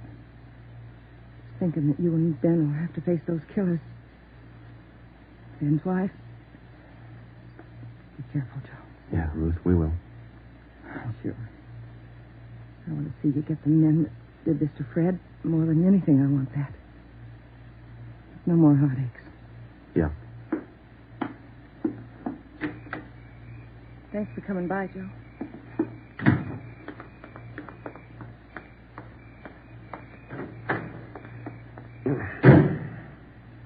How'd you take it, Joe? Let's go.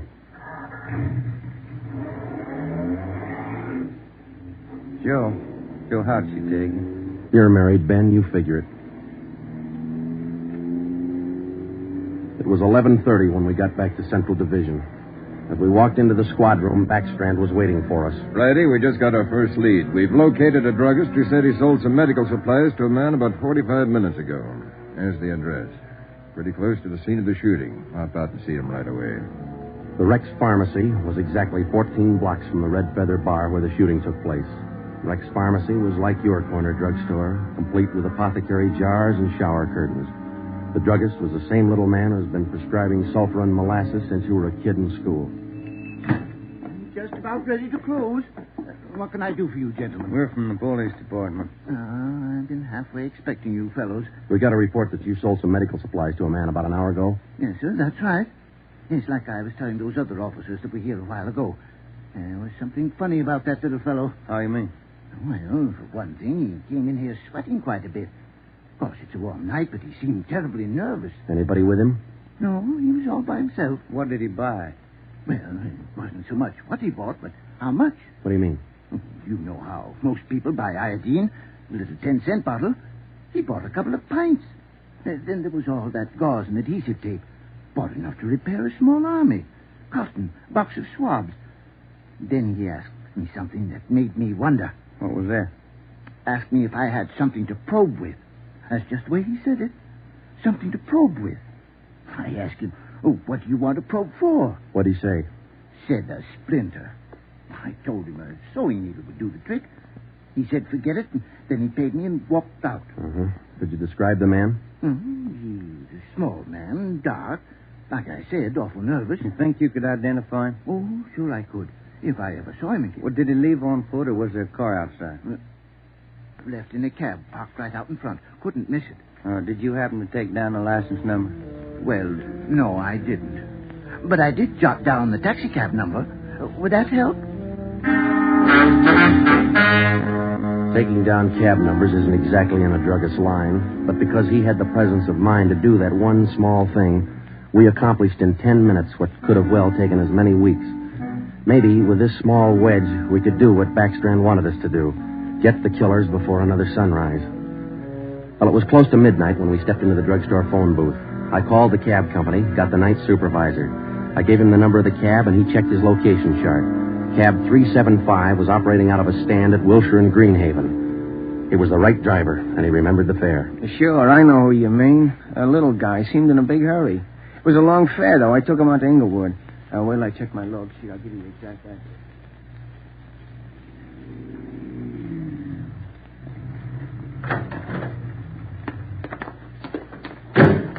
Here it is, Joe. 1523 Imperials.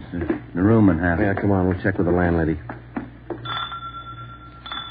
Kind of late, Joe. Yeah, let's stand away from the door, huh? Might not be the landlady who answers. Yes, what do you want? Police department. Oh, just a minute. Let me see your badge. There you are, ma'am. I'm Sergeant Friday. This is Romero. Homicide. All right.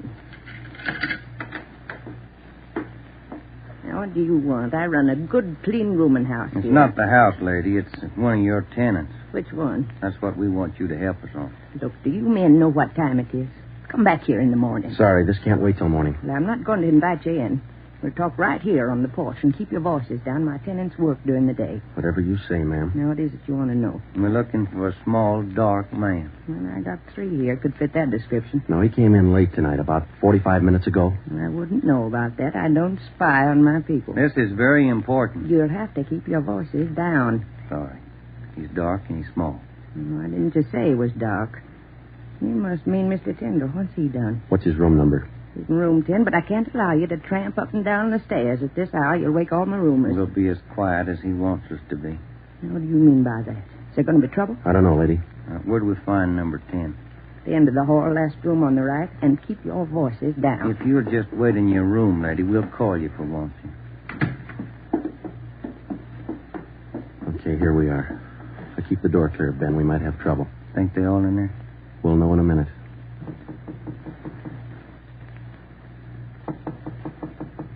Who is it?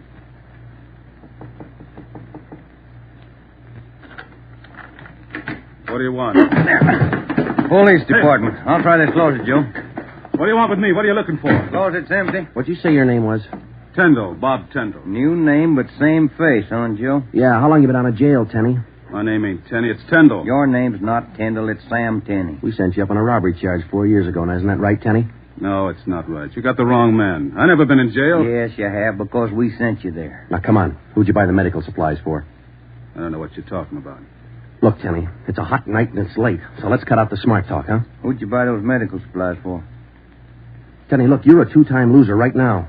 Who are you shielding? You got nothing on me? I ain't done a thing. We can prove that you bought those supplies tonight, and it can go kind of hard on you. So let's open up. I haven't been out of this room all night long. We got a druggist and a cab driver who will make a liar out of you.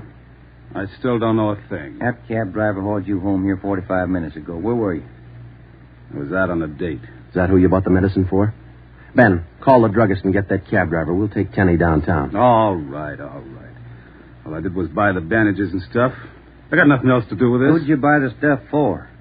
Now, you know everything else. You figure it. Oh, now, look, punk. We know there were 3 of them. One of them killed a cop. We're going to get to him, and Tenny, you're not going to stand in our way. He killed somebody. He didn't tell me that. Who didn't tell you? I don't want any part of murder. I'm going to tell you who it was, but I'm clean. I got nothing to do with it. I was trying to help him out of a jam. Who were you trying to help? It was Roy Bemis, Charlie Sickle, and Red Jans. They didn't tell me nothing about murder. Well, why'd you help? They offered me a pretty good piece of change to run an errand for them. You know I got paid for. That's all I had to do with it. Where did you deliver those medical supplies? I have to tell you that. I'm afraid of Jans. He's awful free with that shotgun. We'll give you protection. Now, where are they? Can I go to jail till you get them? You'll get protection. Give us the address. It's an apartment house. It's around the corner from here. The Blue Eagle. We took Sam Tenney down to Central Division with us. On the way downtown, he told us that Red Jantz and the other two had their room at the Blue Eagle barricaded. Tenney said that they told him that they'd kill the first cop who tried to take them. But we knew they were wounded. He told us that Sickle had an arm wound, Bemis got it in the leg, and Jantz had a slug in his side. We figured they'd be weak from the loss of blood, and we could take them easy. You'll never take those guys easy. Sure, they lost a little blood, but they had enough fight left to stack that room. And they got enough left to kill you if you try to take them. On the way to headquarters, we stopped at an all-night drive-in and called Ed Backstrand. We told him we had a radio car watching the Blue Eagle. We gave him the whole story and told him we were on our way in. By the time we checked into homicide, Ed had the plan all mapped out. It was 2:25 a.m. Here's the map from the city engineers. It's one city block bounded on the north by Hawthorne Street, on the south Lawndale Avenue, on the east 16th Street, and to the west 17th. The Blue Eagle apartment house is right here, on 16th and Hawthorne. West of the Blue Eagle is a private residence. South of the Blue Eagle on 16th is a vacant lot. There are 12 apartments in the building. The men we want are on the second floor, number 11. And that apartment faces east on 16th. How do you want to handle it, Ed? Now, Baker and Moorheim will evacuate the private residence. Friday and Romero clean out the apartment building. Right, Skip. All traffic is being diverted. The entire block is completely isolated. We'll throw up a cordon. As soon as we clear the residence, nobody goes in, nobody goes out. Will you brief us again when we get there, Ed? I'll give you all the briefing you need right now. Get this. These guys have already killed a cop. I don't want to lose any more. You know they're heavily armed and they're desperate. Have the men draw shotguns, tear gas, and Tommy guns. I'll take care of that, Skipper. All right. Now, we're not going in after these punks like tin horn heroes. We're going after them, and we're coming out alive. All of us. What time is it, Friday? 2:37. Not much time till sunup, is it? It was a code 2. That means red light and move fast. Backstrand figured we needed 6 squad cars, 4 men to a car, the police public address truck, ambulance, and floodlights.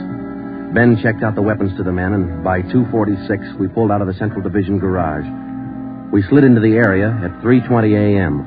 The 6 squad cars and the public address truck took up their positions. The floodlights were rigged and ready to turn on at Backstrand's command. The machinery was set to roll as soon as we got the neighborhood cleared. Ben and I evacuated the Blue Eagle apartment house. How many does that make, Joe? Well, we've cleared 9. 2 to go. Here's apartment 10. The killers are right next door. Joe, I'd like to kick that door in right now. Take your time, Ben. We'll get to him. Quiet now.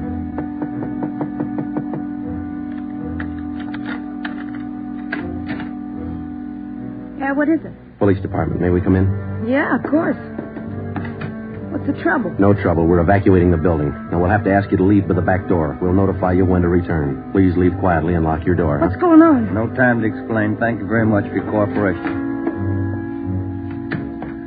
Okay, now, we'll skip 11 and go to 12. Yeah.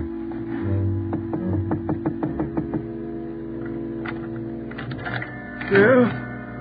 Who are you? Police department. Can we come in? Sorry to disturb you at this hour. We're evacuating the building. Please hurry and leave quietly by the back door. You'll be notified when to return. Lock your door when you leave, thank you. It was 4:10 a.m. Everything was set now. The neighborhood was completely cleared. The entire block was empty except for apartment 11 on the second floor of the Blue Eagle. I left Ben to watch the door of apartment 11. I went downstairs and across the street to join the rest of the men. It was Ed Backstrand's show from here on. That's it, Ed. All set. Baker, Moorheim, all clear? All clear, Chief. Baker, you and Moorheim take 3 men and cover the rear of the building. Right. Is that detail covered Hawthorne Street? They're all set, Ed. How about the vacant lot? Taken care of. The rest of you men? Yeah. Friday and I are going into the building. We'll try to get him to come out now. Johnson. Yes, sir? Come with us and keep us covered. Let's go.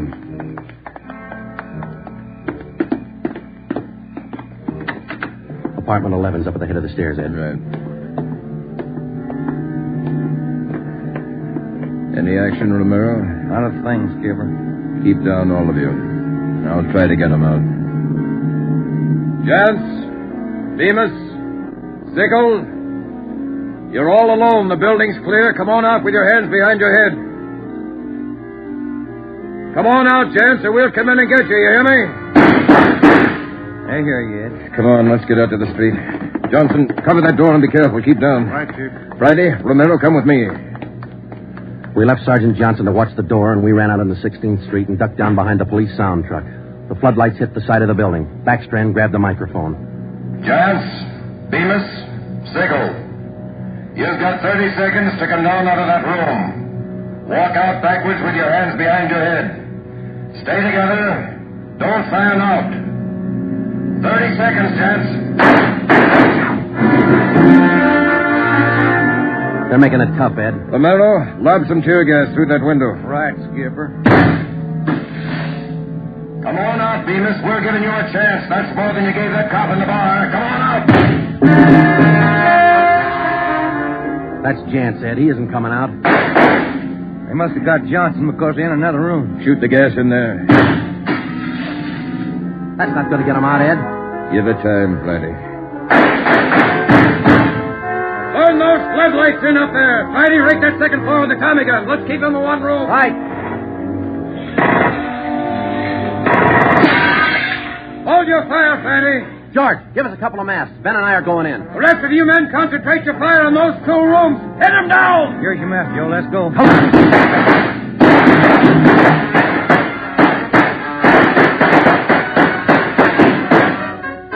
Put that mask on, Ben, and keep down. Yeah, wait a minute. Somebody coming down the inside stairs. Duck, Ben, he's got a gun. I got one, copper. Get out of my way. Stop it, you. You haven't got a chance. I'm coming through, copper.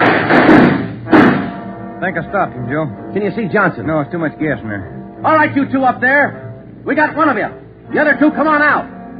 Joe, think we got him? I don't know. Can you see Johnson? No, Joe. It's still too thick in there. I'm going in, Ben. Cover me. Come on. We know there are 2 of you up there. Just one, copper. Throw your gun down the stairs ahead of you. Hurry up. Shotgun, Joe. Jance. I see him. I'll take him at the foot of the stairs. All right, I got my hands up. I found Johnson, Ben. All right, Jance, outside. Come on. Move. Put the handcuffs on him, Ben. I'll cover you. How's Johnson? I don't know. Ed, get the ambulance crew over here. Jance, who's this other guy we got? Bemis. How about Sickle? I said just one, didn't I, copper? Never mind the smart talk, Jance. Now just answer the question, huh? Sickle wanted out of it a long time ago, so I let him out. He's upstairs. I let him out the back way. Mean you shot him? He wanted out, didn't he? All right. We'll take him in. Johnson's in the ambulance. I'll see you in the office. Yeah. Right, Skipper.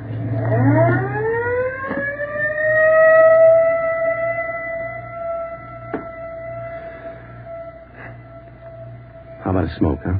No. Yeah. Here you go.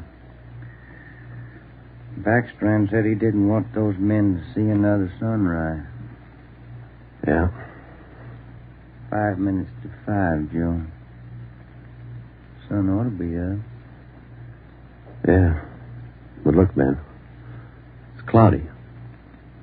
Guess we'll never know, huh?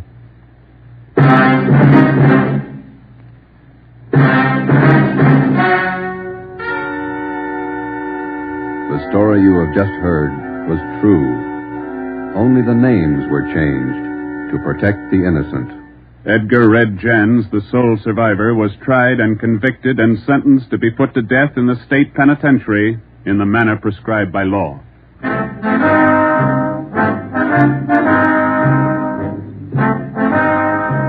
You have just heard the 4th in a new series of authentic cases from official files. Technical advice for Dragnet comes from the office of C.B. Horrell, Chief of Police, Los Angeles Police Department. Tonight's program is dedicated to radio car patrolman Forrest E. Sawyer of the Denver, Colorado Police Department, who on the evening of March 8, 1937, gave his life so that yours might be more secure.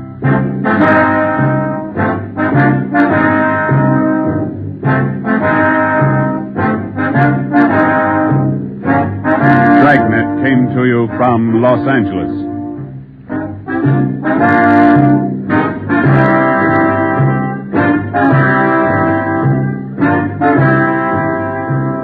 This is NBC, the national broadcasting company.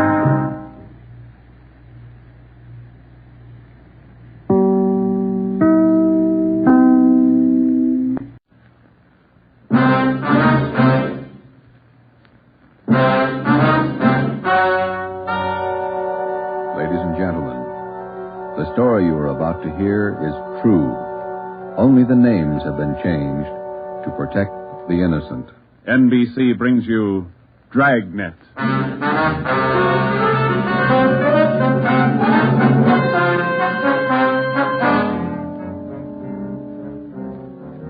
You're a detective sergeant. You're assigned to homicide. Somewhere in the tangled web of your city, there's a killer on the loose. A young woman has been brutally murdered. The weapon, a steel bludgeon. Your job is to get him. Dragnet, the documented drama of an actual crime, investigated and solved by the men who unrelentingly stand watch on the security of your home, your family, and your life. For the next 30 minutes, in cooperation with the Los Angeles Police Department, you will travel step by step on the side of the law through an actual case from official police files. From beginning to end, from crime to punishment. Dragnet is the story of your police force in action.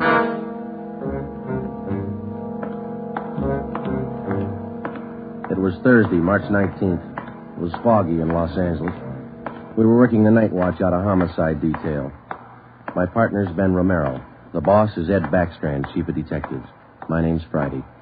It was 9:14 p.m. when I got to the old Central Jail building, 3rd floor. The crime lab. Hi, Joe. Hi, coming, Lee. Just ran a spectrograph. What'd you find? The paint flake from the victim's head matches that paint on the hunk of pipe. Any prints? The pipe was clean, no latent prints. Well, that figured. Anything else? Got those blood test reports. A couple of slides for you to look at under the comparison mic. Mm-hmm. Thanks, Lee. Oh, hi, Joe. Didn't hear you come in. What's it look like, Ben? Here's the blood test reports. This one is blood found on the piece of pipe. Type A. This one's blood from the victim. Type A. They match. That's right, boys. Doesn't mean too much, though. Did you look at these slides under the microscope? No, not yet. Well, this is your clincher. Wait till I get the light. Okay, take a look. Mm-hmm. Got a make? Yeah, go ahead. Well, this slide here on the right, that's a slice of hair from the victim's head. On the other slide is hair found on the steel pipe. Yeah? She had wavy hair. Both specimens are flat. Same hair, Joe. You got anything on that piece of pipe, Lee? Nothing. Just ordinary steel pipe, 14 inches long. What else you got? The plaster impressions of those footprints we found by the body. Here they are. Crepe soled? Tennis shoes, new ones, size 9, good impression. Ground was soft. Man about 150 pounds, according to the length of stride, roughly about 5 feet 10 inches tall. Yeah, new shoes, all right. You can still read the manufacturer's label. That's right, made by the Sport King Company. Well, that's something to follow up. Yeah, sure, you could start with the tennis courts.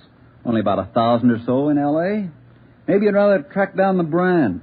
These particular tennis shoes are the biggest sellers in the country. Yeah. Where'd you like to start, Minneapolis or Pullman, Washington? What about that glove? Yeah, you might look for a missing glove. Yeah. They go well with the shoes, just about as common. White cotton work gloves with a blue top. Here's the right glove. You find the left one. Blood on the glove? Type A. Well, that's good evidence, Jones, but where's the lead? Now, look, I don't ask you to pay my parking tickets. You want to see blow-ups? Yeah, okay. Right over here. Yeah. This is the vacant lot where they found the body. Yeah, that's right. Here's a close-up of her showing the location of the murder weapon, the glove, and the footprints relative to the position of the body. Looks as bad as yesterday. Sure did work her over, didn't he? The rest of these are morgue shots. Interested? No, I checked them this morning. Once is enough, Lee. Yeah, that winds it, boy. You want to go over the stuff in her purse again? You find anything more? No, nothing you haven't seen already. The usual. Makeup, comb, barrette. That's a hair clip. Few cheap stones in it. Loose change, a quarter, nickel, few pennies. Her ID card. Yeah. Helen Corday. 33 Naomi Place. Age 21. 21. That's not very old, is it, Lee? Not to die. No.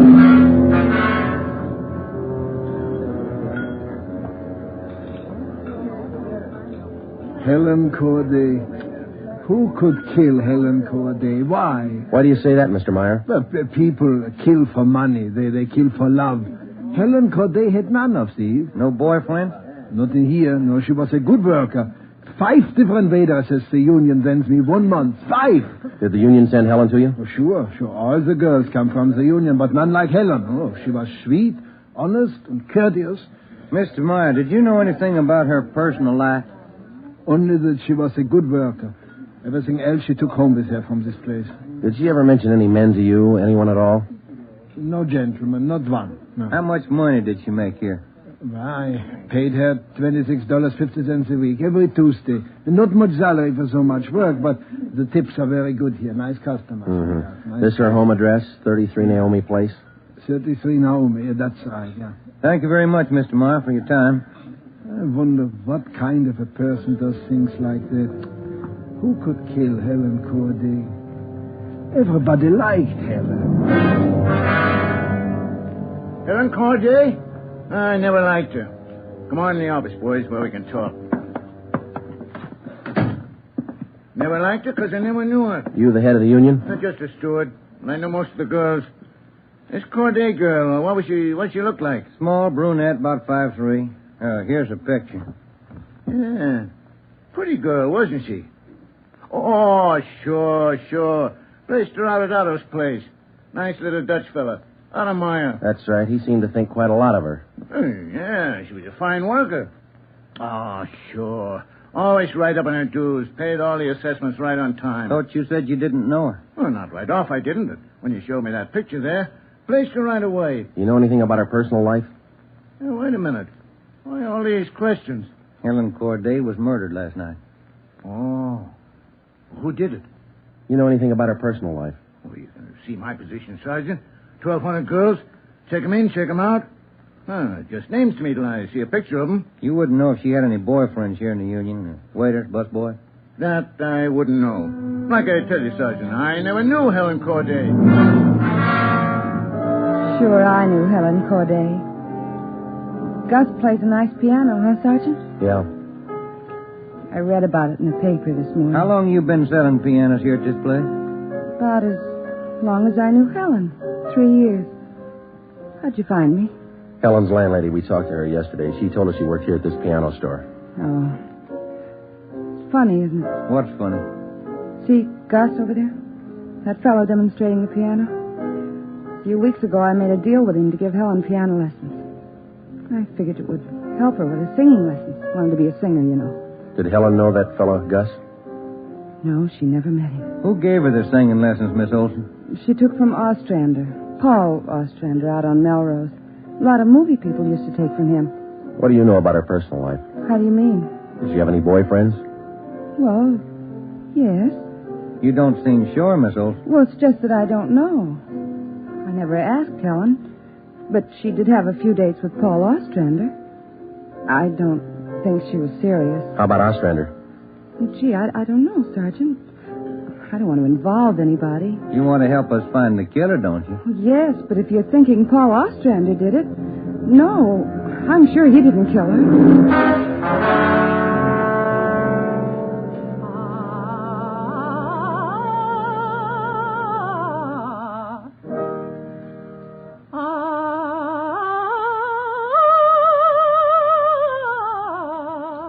That's all for today, Victoria.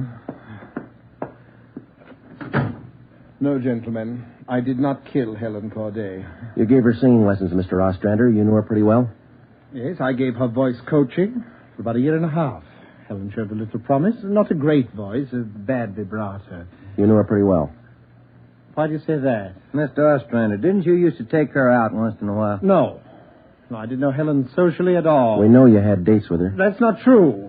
Only times I saw her was when she came here to the studio for lessons. You better tell the truth, Mr. Ostrander. We can prove that you've been out with her. Afraid of the publicity, is that it? Certainly that's it. I have a successful business here. I spent years building it. Anything like this would ruin me. Then you have been out with her. Only a few times. Nothing serious. I had nothing to do with her murder. Now, that's the truth. Don't you know that withholding information about a thing like this can go kind of hard for you? Yes, I know that. What else could I do? Mr. Ostrander, somewhere in this city right now, there's a guy who beat a young girl to death.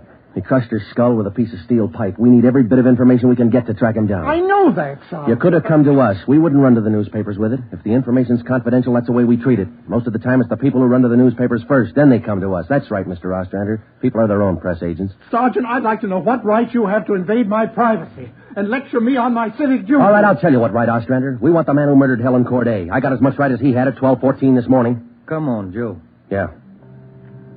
Thanks, Mr. Ostrander. Sorry if I invaded your privacy.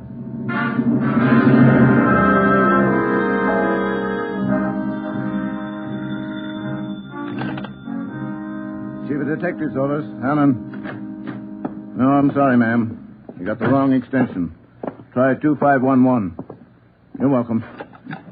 Hi, Friday, Romero. Chief's been looking for you. Thank you, Mike. Come on, Joe. Yeah. Hello, Joe. Ben, sit down. What'd you get? A notebook full of notes.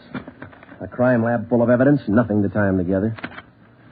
These some of the people you interviewed? Yeah, those and about a dozen more we didn't even take notes on. It's hard to figure, Skipper. Everybody seemed to like this girl. Helen Corday. No known relatives. Single, unattached girl, living all alone in the city. Few friends and no enemies. None we can find, anyway. Are you satisfied that all the people you interviewed are in the clear? Well, if we're going to stick to the simple robbery motive we are, the kind of money Helen Corday made wouldn't interest those people. How are you doing on the outside leads? Nothing. If we could just find one hole someplace, anything. All right, now look. You've got a lab full of evidence across the street. You've got a book full of names here. You've got the pieces. Now fit them together. They just don't add. Well, go over them and keep going over them until they do add. Anything from the informants? No, nothing so far. No tips on anybody that's been dough-heavy lately. Nobody shooting off their mouth. The guy we want won't advertise. Figures himself a pretty smooth operator. But he probably made a mistake somewhere along the line. We'll find it. Got a hot shot, Ed. Yeah? 3220 Casino. Woman. Probable attack. All right, Friday. You and Ben run it down. We ran down the hot shot call for 3220 Casino. Turned out to be a typical dead-end lead. Her name was Mrs. Lillian Horn. For the past 5 years, Mr. Horn had been paid regularly on Wednesdays. He spent all day Thursday drinking up his paycheck and beating his wife. The call had no connection with the Corday murder. We made the usual call into communications. Unit 80K to Control 1, 80K to Control 1. Control 1 to 80K, go ahead. On that probable attack, 3220 Casino, code 4.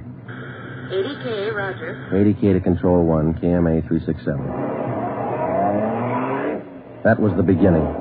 For the next 3 days, we followed up every lead and every call, but they were all blind.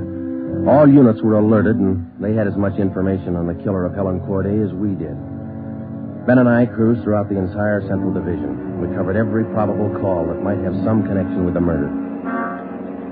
Attention, Unit 41R.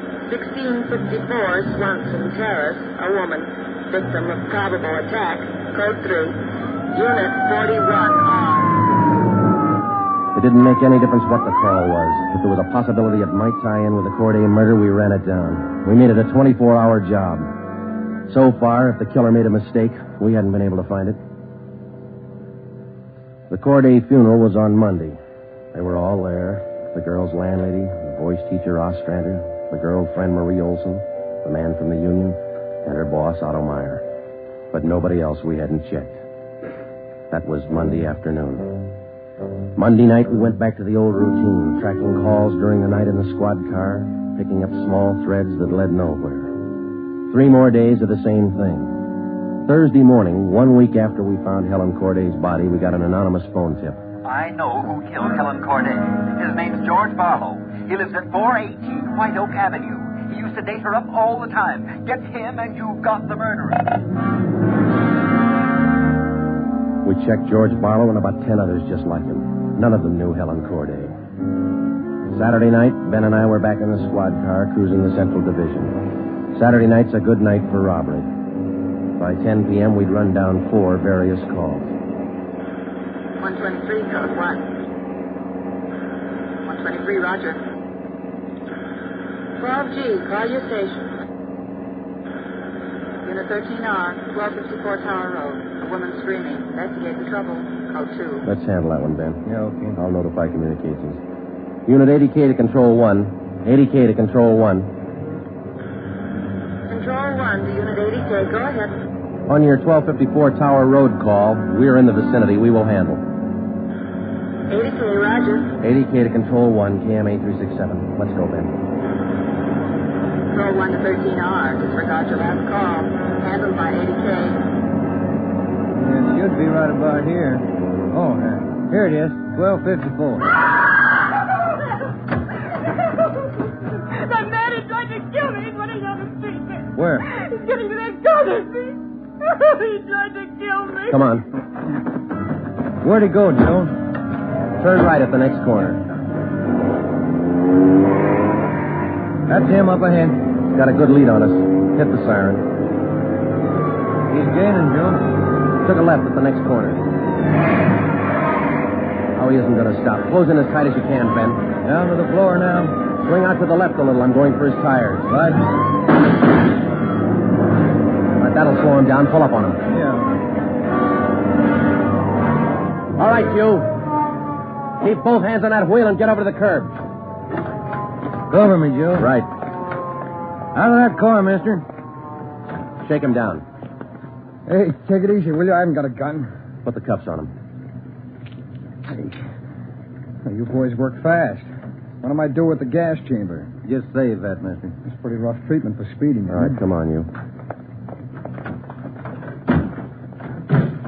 Look, I got a right to know where you're taking me. What's the charge? We'll let the girl tell you. What girl? You just sit there and be quiet, huh? Oh, I know where you're going. The place back on Tar Road. Well, I asked to use the phone. The girl slammed the door in my face. I don't know what you cops are trying to prove. I just wanted to use the phone, that's all. I even tried to scare her a little. I told her I'd hit her over the head if she didn't let me use the phone. It's a laugh, huh? All right, you get out. Yeah, I suppose so. Get out. Okay. I got nothing to hide. That little girl's gonna lie. You know that, don't you? Who's there? Police officer. It's the man.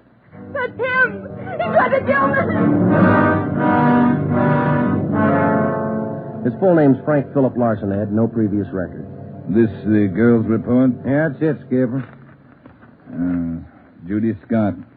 How old is she? He's 19. He's a babysitter. Real tough boy, isn't he? Forced his way into the house, beat her about the neck and arms.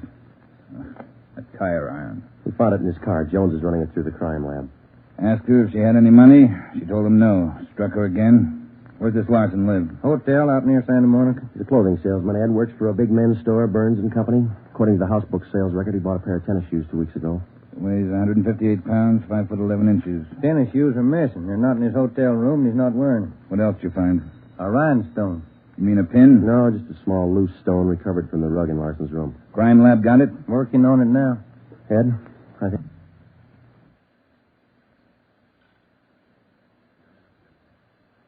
We got the man who killed Helen Corday. A few scraps of circumstantial evidence and a hunch. That's not much to go on. Larson had gone after the little Scott girl with a tire iron. Wasn't much of a tie-in, but we had to be sure. All that day, we checked Frank Larson's alibi for the night of Helen Corday's murder. We interviewed the personnel manager at Burns and Company where he worked. We talked to all the clerks who knew him. The manager of the hotel where he lived. We found out everything we could about Frank Larson. And that night at 10 o'clock, we had the prisoner brought to the interrogation room. How are you, Larson? Fine. Just fine. I like jail. Sit down. Lousy weather, been foggy all over town. I wouldn't know. I've been inside all day. How old are you, Larson? 31, same as the last time you asked me. Where'd you go to school? I didn't. I was born smart. You sell clothes, don't you, Larson? We know you work for Burns and Company. Remember, you told us.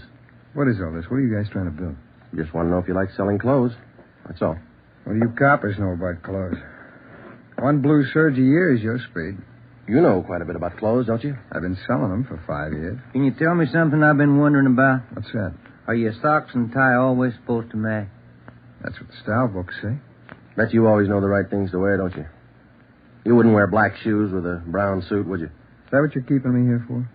Style, isn't it? Oh, would you? Would you wear black shoes with a brown suit? Most people wouldn't. Bet you wouldn't wear brown shoes with a tuxedo either. I've been smoking too much. You got a glass of water? Oh, yeah, sure.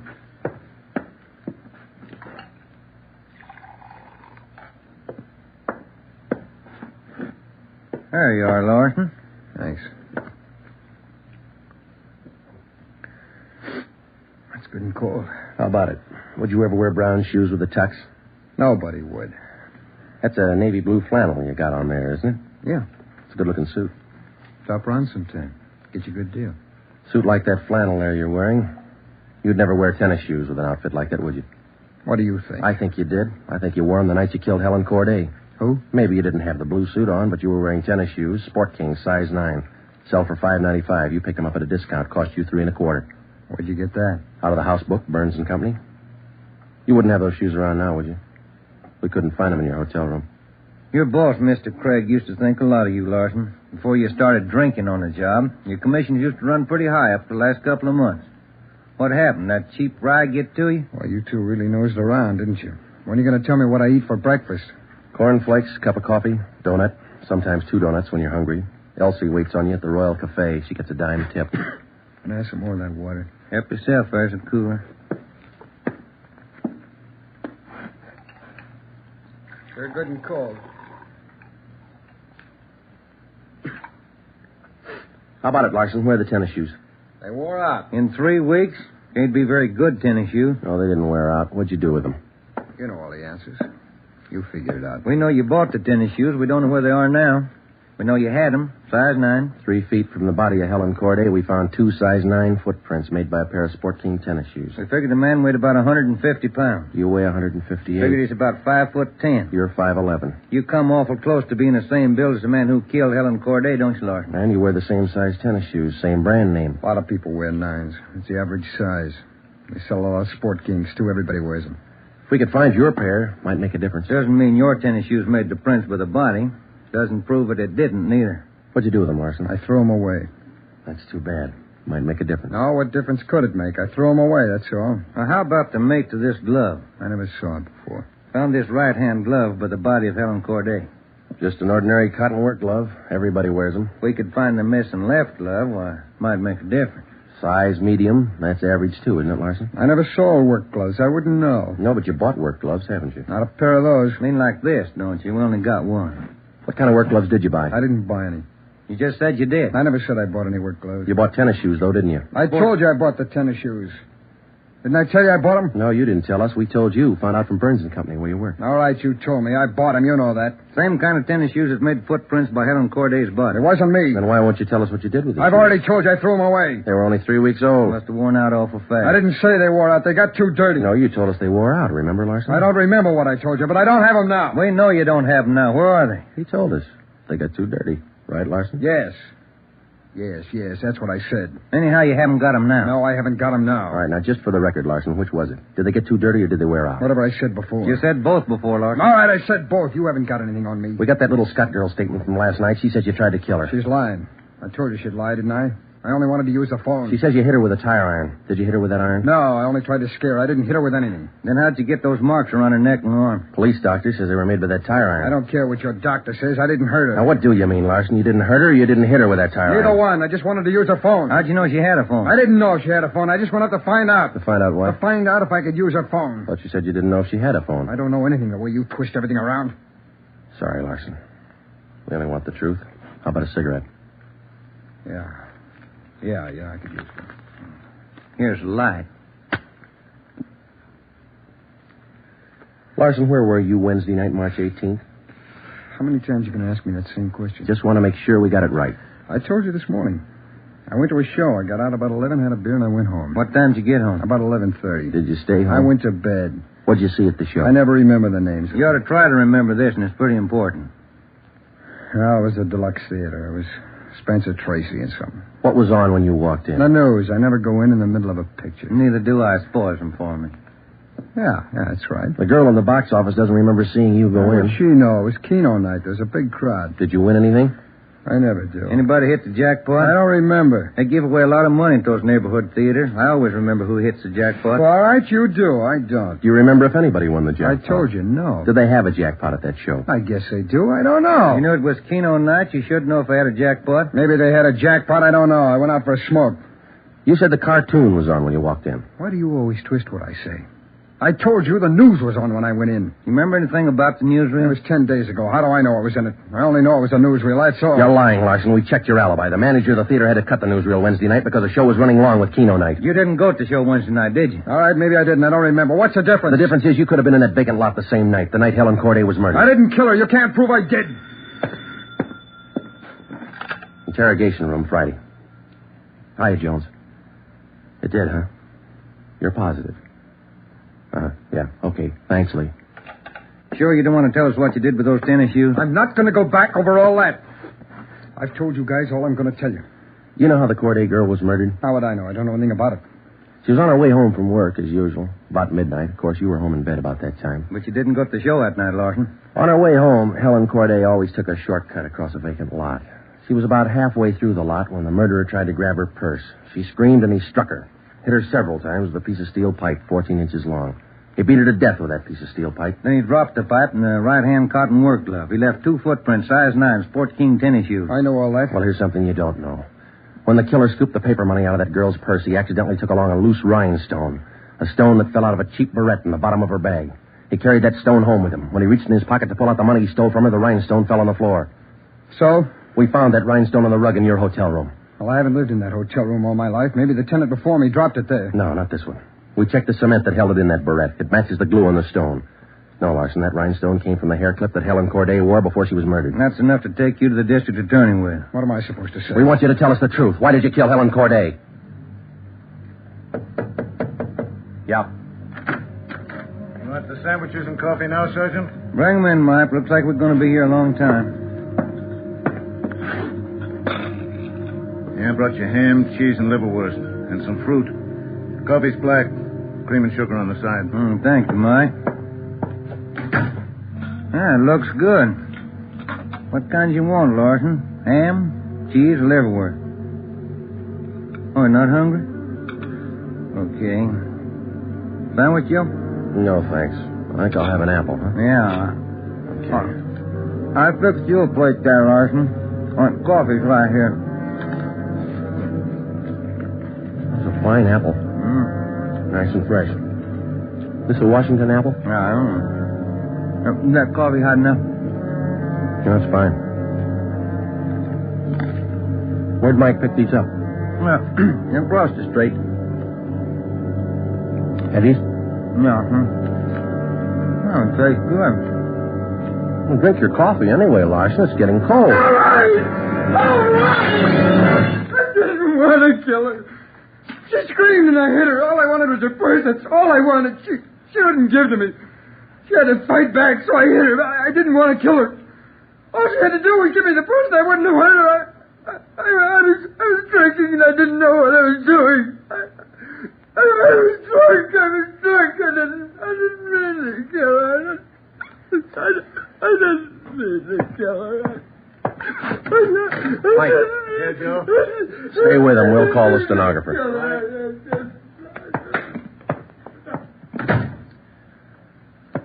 See you tomorrow, Joe. Good night.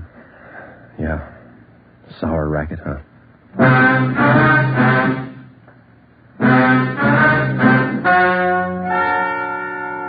The story you have just heard is true.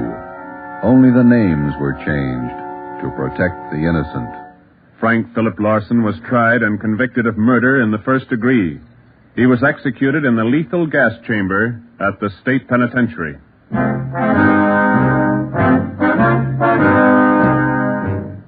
You have just heard the fifth in a new series of authentic cases from official files. Technical advice for Dragnet is furnished by the Los Angeles Police Department. Tonight's program is dedicated to Police Officer Charles A. Brady of the Chicago, Illinois Police Department, who on the night of September 2nd, 1945, gave his life so that yours might be more secure.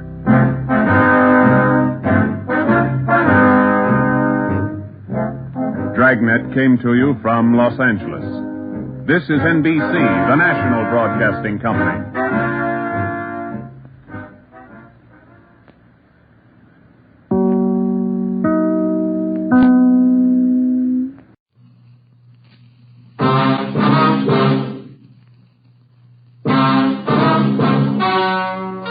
Ladies and gentlemen, the story you are about to hear is true. Only the names have been changed to protect the innocent. NBC brings you Dragnet.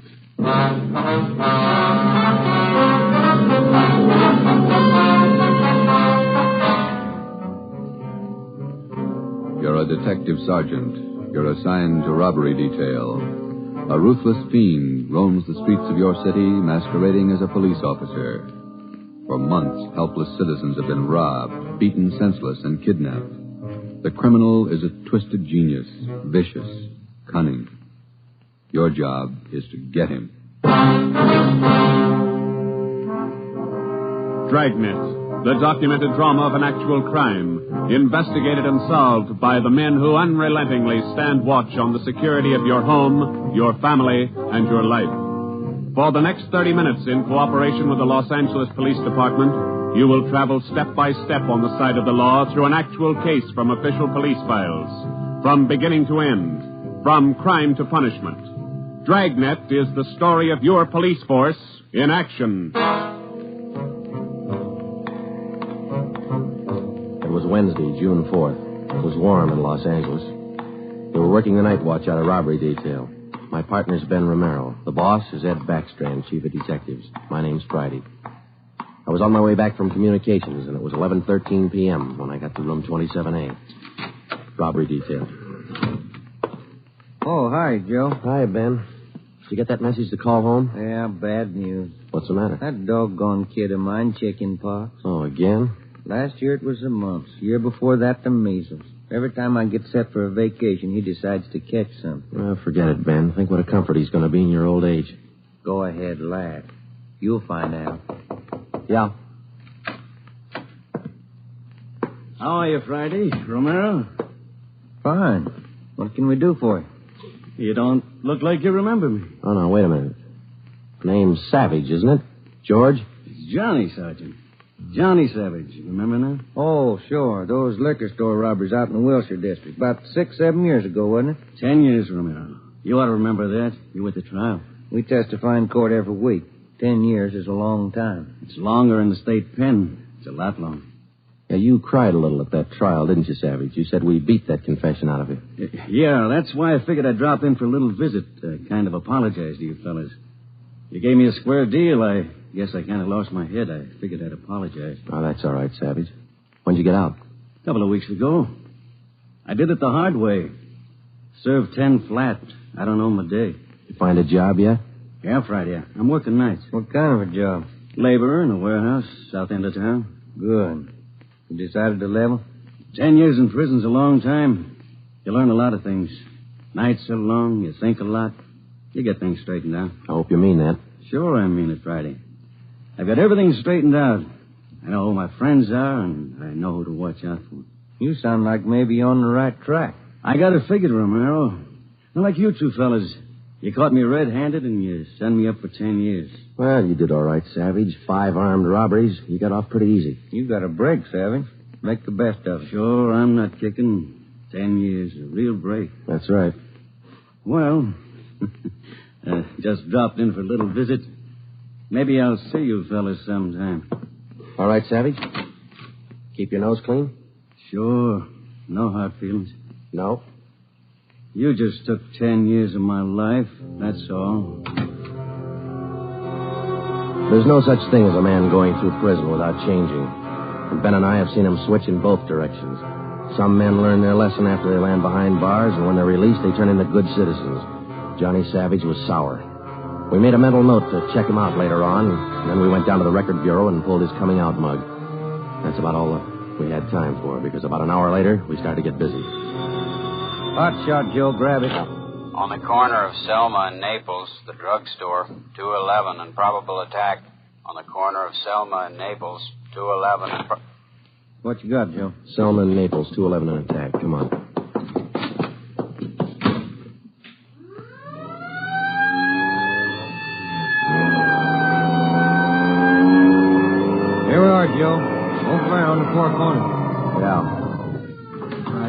Come on. We got the story from the victim, the store owner, Mr. Thomas. For the most part, it was the usual rundown of an early morning holdup. There was only one exception. Oh, I've had young hoodlums try to hold me up before, but there was nothing like this one. How you mean, Mr. Thomas? Well, he came in here just before closing, and ordinarily I'd have kept an eye out because that's the time to look for him. But this fella came to the door and said he was a policeman, so I let him in. He looked like a cop. Barged right up to me and the wife behind the counter and pointed a gun. And she screamed, and he hit her in the face with the butt of the gun. Sergeant, it was horrible. That's the way it started, and that's the way it kept going. Because most of the victims and most people don't realize that as a citizen, they have the right to check on police officers' identification when in doubt. After we got the story from Mr. Thomas and checked the store in the neighborhood, Ben and I headed back for the office. Attention, all units. At the end of North Baxter Road near Hillcrest, victim of 211 and slugging. Car 7172, take the call. Code 3. Attention, all That's units. 4 blocks away from the last one. Let's roll on it, huh, Ben? Right, I'll hit the siren. You get the light. By the time Ben and I got up to the end of North Baxter, the men from car 71 were already there. The victim was telling his story. His face looked like it had been through a meat grinder. I was just shifting the car into second to make the hill when I hear this siren behind me, and I see this red light flashing in the side view mirror. Well, naturally, I pulled over to the curb, and I was just reaching for my driver's license when the cop runs up, yanks me out of the car, and starts clubbing me in the face with the butt of his gun. Did you get a look at him? Think you can describe him? No, I'm afraid not. He swung me around and kept me staring into that red light on his car all the time he was beating me. After a while, everything just went black. When I woke up, my wallet was gone, all my money. 45 minutes later, Ben and I were interviewing the third victim, a young housewife out in the Wilshire district. Same trademark. I tried to tell him, Sergeant. I tried to tell him I didn't have any money, but he wouldn't listen. He kept holding me by the throat, beating me with his fist like he enjoyed it. Beating me. Yeah, all right, Mrs. Jameson. Could you tell us how he got in the house? He came in the front door and rang the bell. I opened the door, but I left the burglar chain on. He said he was a policeman. So when he demanded I open the door all the way, I did. Then he grabbed me. And you can't describe the man for us, Mrs. Jameson? He was tall, and he had dark hair and big hands. That's all. It was like a nightmare. A horrible nightmare.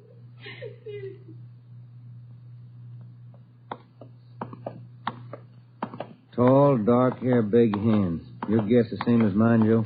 Maybe. Let's wait and see. Come on, let's check with the boss. Hi, Mike. Hi. He's waiting for you in there. Come on, Ben. Chief of Detective's office. Helen. Sit down. Yeah, Skipper. All right, you two, let's have it. The guy with the red light? Yes, the guy with the red light posing as a policeman. Why hasn't he been picked up? You know as much about it as we do, Ed. We got our first call around midnight. He knocked over a drugstore out on Selma. He hasn't stopped working since. Didn't you get any definite lead on him? No description, no license number? Nothing. He's tall, big hands, dark hair, that's all. Fine. Either of you got any ideas? Could be anybody, Skipper, with that description. You're sure it wasn't anybody on the force? We sent all the victims down to personnel.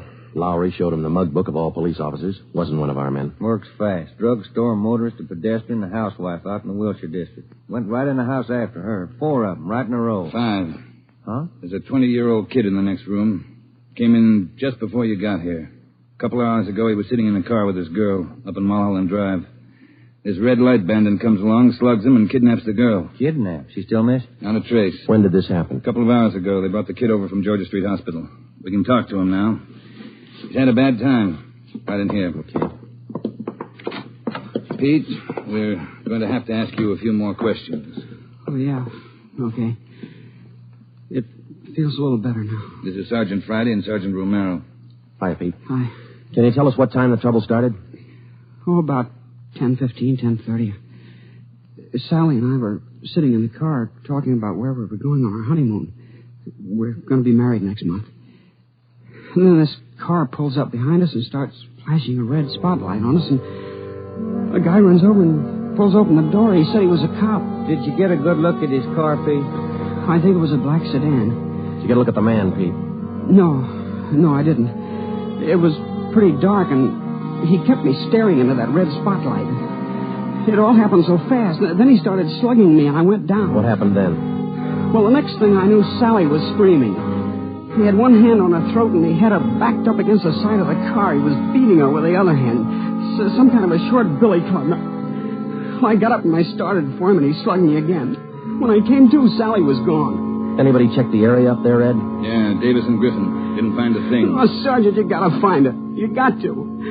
I wouldn't know what to tell her folks. I wouldn't know what to say. That's all right, Pete. We'll find her. You take it easy. Got a hot shot, Ed, up in Summit Road near Westmore. A woman, unconscious. Ambulance follow-up. Possible dead body. All right, Helen. Look after Pete here. Friday, Romero, let's go.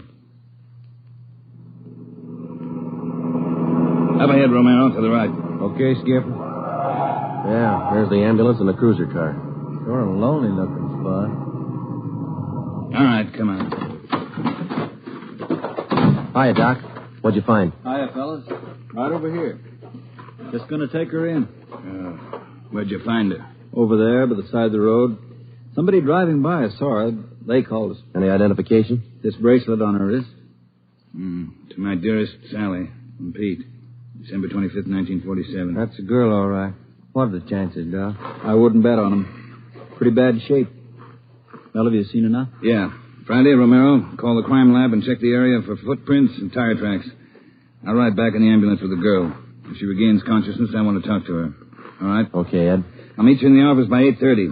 We're working straight through till we get this guy. See you at the office, Skipper.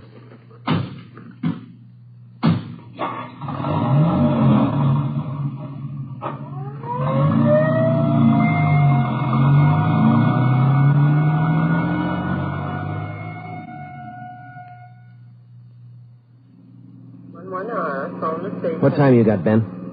7 minutes to 4. Long night. Hey, that car up there ahead. Let's take a look at it, huh? Black sedan. Hey, look, he's flashing a red spot on that convertible. Come on.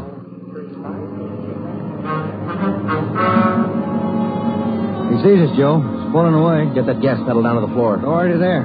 He's turning off right. Hit the siren. I'll get the light. We're gaining a little, Ben. Next corner to the left.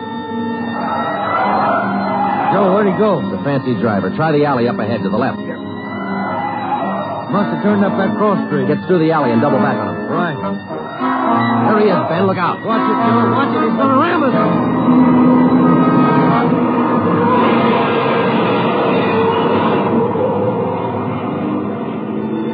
We got hit just in front of the rear bumper. Our car was forced into the curbing and it turned over. He was real lucky. He kept right on going. But this time, Ben and I were sharing the luck. All we got out of it was a couple of nasty cracks in the head and a few bruises, but it was enough to keep us in a hospital under observation for a day. By this time, Ed Backstrand was fuming. So were the newspapers. During the day we spent in the hospital, the Red Light Bandit went on a real blitz. We pulled 6 more jobs, 1 liquor store, 2 residential holdups, and 3 car robberies. 5 of the 6 victims were slugged and beaten. Davis and Griffin had taken over for Ben and me, and by the time we got back on the job, they'd built up a lead for us. We've been working with Wilkerson up in auto theft, Joe. He's used 4 stolen cars already. We got the makes and numbers on each one of them. How about the dark sedan he was driving when he rammed us? The boys picked it up this morning out on Sepulveda. We're checking it for prints now. Oh, that's fine, Dave. You got any description on the guy yet? No like that, Joe. He works too fast. Nothing at all? The same as you had. Tall, black hair, big hands. Loves to use them. Friday, Romero, got a minute? Okay, Skipper. Check you later, Hyundai. Sure thing, boys. Sit down. How do you feel? Pretty fair, Ed. A little stiff here and there. All right, did Davis fill you in? Up to date. Okay, I just called the doctor who's handling Sally Wilder, Pete's girlfriend, you remember? Oh, yeah. She's been in pretty bad shape since we found her up there on Summit Road. This morning she took a turn for the better. She's conscious, and her doctor thinks she might be able to talk to us a little bit. Good. When? About an hour. I cleared it with the doctor and with her family. You'll only be able to stay a couple of minutes, so make the most of them. That's all. All right, Ed. We'll check with you later. Say, Joe, Ben, here's some mail came for you fellas while you were gone. Oh, thank you, Mike. We're going over to the county hospital. We ought to be back in a couple hours. Okay. Say, there's been a couple of phone calls, too. Yeah, anything important? I don't think so. The guy just called to say hello. Said his name was Johnny Savage. Just called to say hello. I presume you men are aware of the girl's critical condition. Yeah, that's right, Dr. Froman. We saw her before she was taken here at the hospital. Yes. You understand, of course, that you'll be able to see her for only a few minutes, and please try your best not to excite her, huh? Right, Doctor.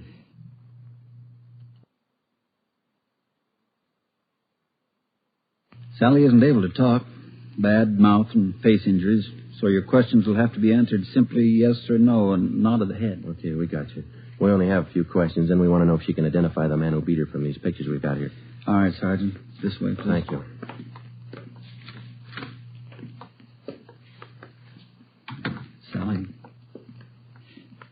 Sally, these gentlemen are from the police department. They'd like to ask you a few questions. Now, there's no need to be nervous or afraid. Just simply nod your head yes or no. That's fine. All right, Sergeant. Sally, did you see the man who attacked you? Yes. She says yes. Did you get a good look at his face? You did. All right, Sally, now you can answer these three together. Just yes or no. Was he tall? Did he have dark hair? Did he have large hands? He did. Ben. All right, yeah, Jim. Hand me the folder. Yeah. Here you go. Thanks. Now, there's just one more thing, Sally. I'm going to show you some pictures now. Take all the time you want before you make up your mind about each one. If you recognize any one of these men as the person who attacked you, just nod your head, all right? All right, that's fine. Good. Here's the first one. No? All right, here's the next one. No. How about this one? No? All right, here's another. Do you recognize him? This was the man? Are you sure, Sally? Thank you. That's all. Let's go. Did you find what you wanted, Sergeant? Yes, Doctor, we did. Here, it's this one.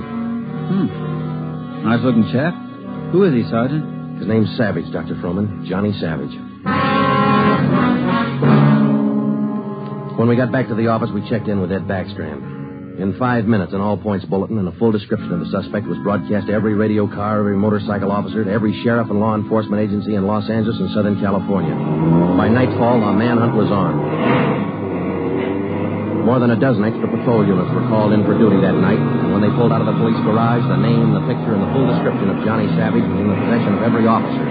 The same for the patrolmen, whether they walked a beat downtown or out in the residential areas. The picture of Johnny Savage went with them. Everything was done that could be done. On the second night of the manhunt, far out on the edge of town, Johnny Savage, the red light bandit, got his 12th victim, a 63-year-old storekeeper. Attention, all units. 939 Markham Street, near Clark.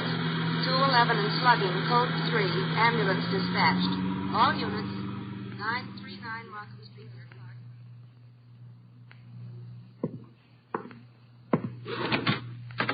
Here it is, Skipper. Tying.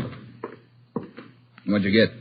Wilkerson lifted the prints off that black sedan that rammed Joe and me. Yeah? They belong to Johnny Savage. Yeah, good. That storekeeper last night. It is Savage, all right. Victim identified him from his mug. All right. We got enough in this Savage guy to put him on ice for life. All we have to do now is to get him. Now, look, the way we figure it, Ed, this red light bandit is using stolen cars with cold plates, so there's no way of tracking down the cars at regular commercial garages. He's got to be renting private garages someplace around town. All right, let's get the neighborhood patrolman on the job. Advertise it. All over town.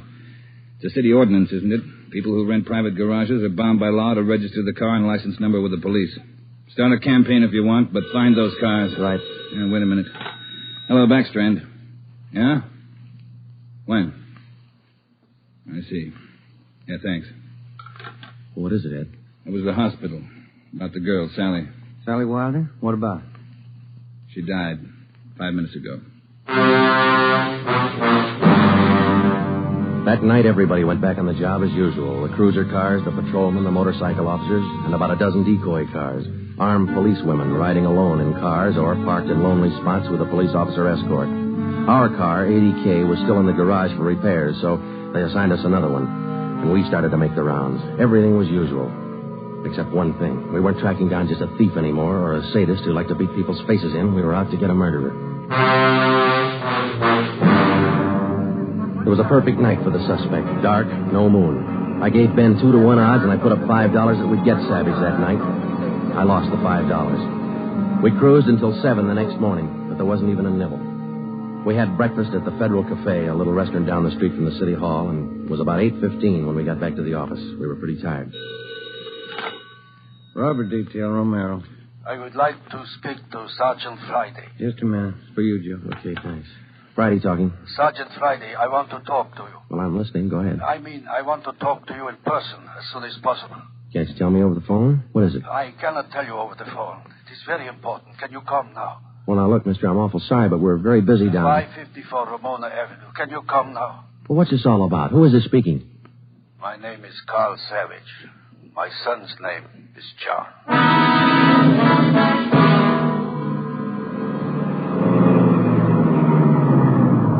Here it is, Joe. Neat-looking little place. Yeah.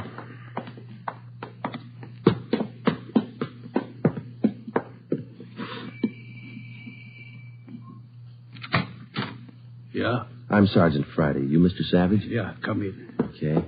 This is my partner, Sergeant Romero. How do you do? I will be brief, gentlemen. I am the father of John Savage. I wish for you to catch him. I will help you. I noticed the name on the mailbox outside, Mr. Savage. Changed your name lately? I changed my name 10 years ago when John first got into trouble. My own name I had to change. The shame. Always from him, my son. Shame. Mr. Savage, has your son been home since he got out of prison? Yeah, many times to ask for money. I would not give him any, so he struck me. Last night I read in the newspaper the little girl he beat up. She is dead. Then I make up my mind. Do you know where your son is now, Mr. Savage? Not now, no. But our garage has a car in there. It is not his, I know. Also in the garage, I find many license plates. I find spotlights with red glass lens. But you don't have any idea where we could find him. No, but he will come back. He always comes back for money. We're going to station an officer here in the house, Mr. Savage. Anything you want, if it will catch him. He's bad, Sergeant. Like something poison. All through, he's bad. See a sewing basket over there, Mr. Savage. The wife live here with you?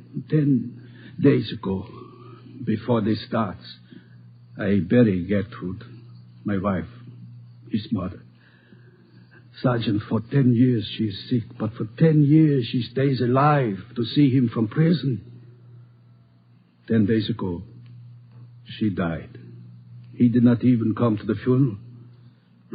Does your son have any idea that you might call us? No, I don't think so. But when you catch him, give me a gun. With my own 2 hands, I will kill him. Johnny Savage. Before we left, we called Ed Backstrand and we brought him up to date. He sent 3 detectives out to relieve us, Davis, Griffin, and Marsh. We told them to keep an eye on the house and the stolen car in the garage. That night after dinner, Ed Backstrand, Ben, and I went out and relieved them. We parked the cruiser car in the garage next door, and then we took up our posts. Carl Savage had a light supper, and then he went to bed about 9. The 3 of us sat at the front windows in the darkened house, and we waited. Ben kept his eye on the garage. Outside, across the city, the manhunt continued as usual. 3 hours went by. The waiting got monotonous. Friday, Romero, look alive, will you? Oh, yes, Skipper. I'm sorry. That clock's enough to put anybody to sleep. Yeah, what time you got? 12:23 a.m. Thanks. The clock kept ticking. We were tired. We took turns keeping each other awake. At 10 minutes past 2, I looked at my watch, and then I settled back and tried to find some kind of a comfortable position. They started so faintly, it was just like the ticking of the clock. Same rhythm. And then they came closer, and the sounds got out of rhythm. Backstrand's head came up with a snap. Friday, Romero, you hear that? Yeah, Ed. Tap to the window, watch the curtains. You see anything?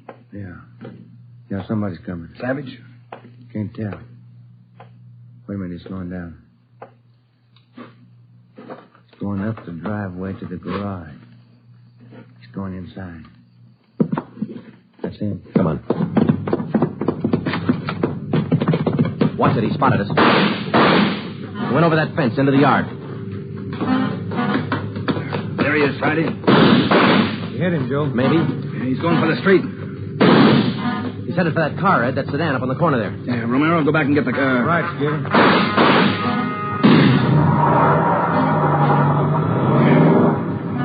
Must have parked up the block before he came around. Where's Romero? I don't know. Oh, here he comes now. All right, let's go.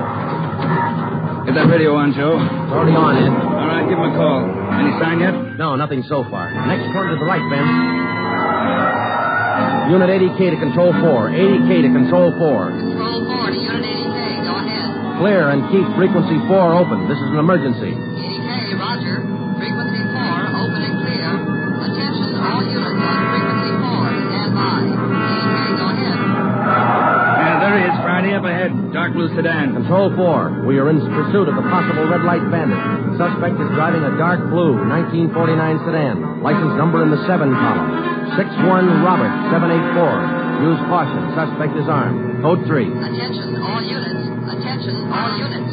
Unit 80K now pursuing possible red light bandit. Suspect is driving a dark blue 1949 sedan. License number in the 7 column. 61 Robert 784. Use caution. Suspect is armed. Code 3. Your location, 80K. Control 4, we are headed east on Wilshire Boulevard, crossing La Brea. Attention, all units. Suspect is headed east on Wilshire Boulevard, crossing La Brea. Watch it, Romero. Don't lose him. I see him, Skipper. Control 4, still pursuing red light bandit. Headed east on Wilshire, now crossing Rossmore. Attention, all units. Suspect is still headed east on Wilshire, now crossing Rossmore. Suspect is armed. Use caution. Code 3. That truck pulling out up ahead. Hit the siren, will you, Skipper? Yeah. Hold on, it's a tight squeeze. Easy on him, Romero. A lot of traffic up ahead. He's got to slow down. Control 4, suspect headed east on Wilshire, crossing Western Avenue, closing in. There he goes. Took a right down Sherman Alley. The dead end. Yeah. Control 4, suspect turns south into Sherman Alley, closing in on suspect. Attention, all units. Suspect has turned south into Sherman Alley. Suspect is trapped. Converge on Sherman Alley. There he is, Skipper. Pulling up ahead. He's jumping out. All right, take the mic, will you, Ed? Here. Come on, Ben. I'll direct the other cars in. If you need help, holler. Right, Skipper. All right, which way to go, Ben? Down between those buildings. Come on. Starting up the back fire escape. All right, keep him busy. All right, Savage, come on down. He wants to go the rough way. One more chance, Savage. Come on down. No use, Joe. He's heading up for the roof. Come on. He climbs like a monkey. Come on, let's get him. Here, I'll give you a hand. Here's the roof. Where'd he go? I don't know. Let's spread out. All right, Savage, you're through. Throw your gun out and come out with your hands up. Watch it, Joe. He's running for the edge. He's going to jump. I'll get him. All right, guy back here. You lousy copper, you dirty, lousy cop. I'll kill you out. You're through, Savage. You're through.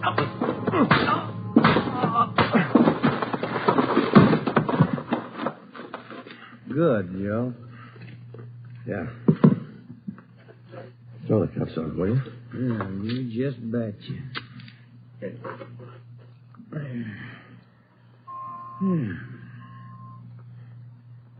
You want to smoke? Yeah, I can sure use one. Thanks. Quiet up here. Yeah. I was just thinking. Well? Carl Savage, this guy's father. Mm-hmm.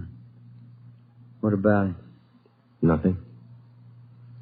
What would you do, Ben, if your son was a murderer?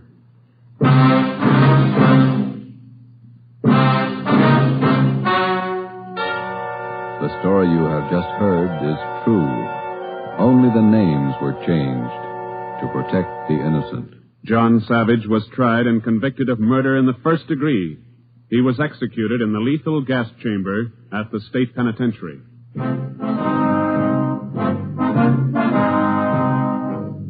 You have just heard the sixth in a new series of authentic cases from official files. Technical advice for Dragnet is furnished by the Los Angeles Police Department. Tonight's program is dedicated to Patrol Officer Robert Steele of the Montana State Highway Patrol, who on the morning of November 2nd, 1947, gave his life so that yours might be more secure.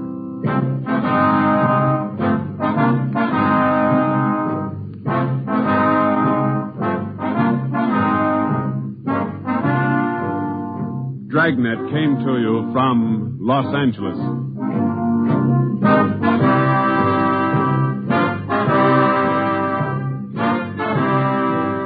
This is NBC, the national broadcasting company.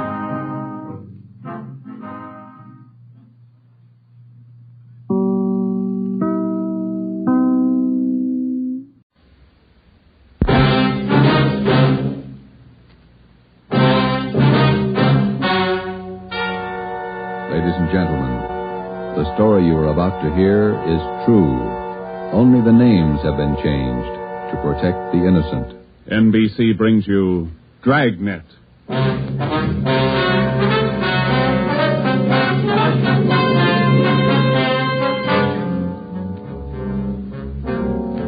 You're a detective sergeant. You've been off duty 2 hours.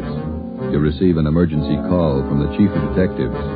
An entire block in the heart of your city is threatened with complete destruction. Your job? Report at once. Dragnet, the documented drama of an actual crime, investigated and solved by the men who unrelentingly stand watch on the security of your home, your family, and your life. For the next 30 minutes, in cooperation with the Los Angeles Police Department, you will travel step by step on the side of the law through an actual case from official police files. From beginning to end, from crime to punishment, Dragnet is the story of your police force in action.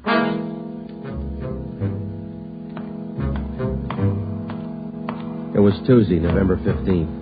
It was raining in Los Angeles. We were off duty reporting in on an emergency call. My partner's Ben Romero. The boss is Ed Backstrand, chief of detectives. My name's Friday. It was 8:32 a.m. when I walked in the Spring Street entrance of the City Hall. You Sergeant Friday? Yeah, that's right. Take my elevator, Sergeant. It's the only one in service. All right.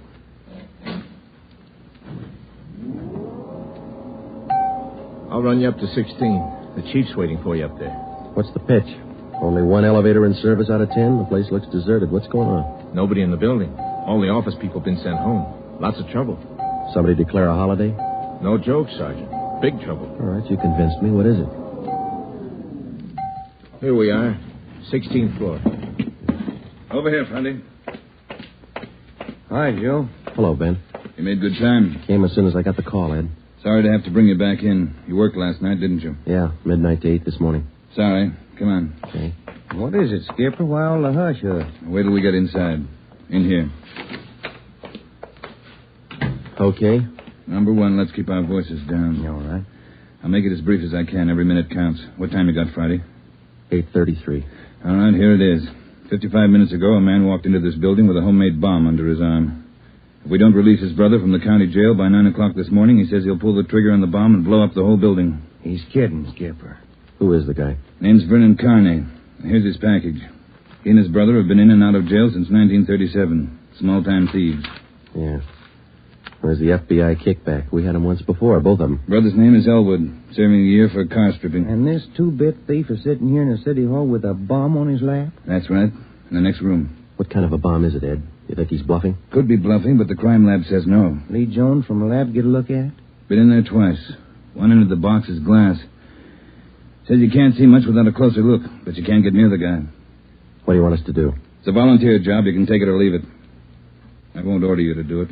How you want to handle it? You sure you want a piece of this one, Romero? No, he doesn't, Ed. He's got a family. Get me another single man. We'll give it a try. Wait a minute, Joe. What makes this job so different? Anytime we kick a door in, we never know what's on the other side. That's what makes it different. This time we do. No, you're not going to cut me out. Not the only time I know what I'm getting into. All right. Chandler's tried. Hannon, Davis, Watson, they've all tried. This guy Carney knows what he's doing. He's no pushover. But somebody's got to get that bomb away from him. Friday, Romero, it's your baby now. I looked at my watch. It was 8:36. We left Backstrand and started down the hall. If Carney was going to make good his threat to blow up the building by 9 o'clock, we had exactly 24 minutes to talk him out of it. Ben and I figured we'd better look him over first and then work out some kind of a plan. Maybe just talking to him would do it. Vernon Carney was sitting in a straight-back chair against the far wall facing the door. He was seated between two windows that looked out over the city. Along the left wall was a row of 6 wooden chairs. In the center of the right wall was a connecting door leading to the office where Backstrand had briefed us. The door was locked on both sides. Just off-center and favoring the left of the room was a small filing table. The other furniture in the office was a desk just forward of the connecting door on the right. There was a dictaphone on the desk. In the near left corner, shielded by a white screen, was a small wash basin. The faucet leaked. Vernon Carney was middle-aged. He sat erect, holding a black box on his lap. He held his right hand inside one end of the box.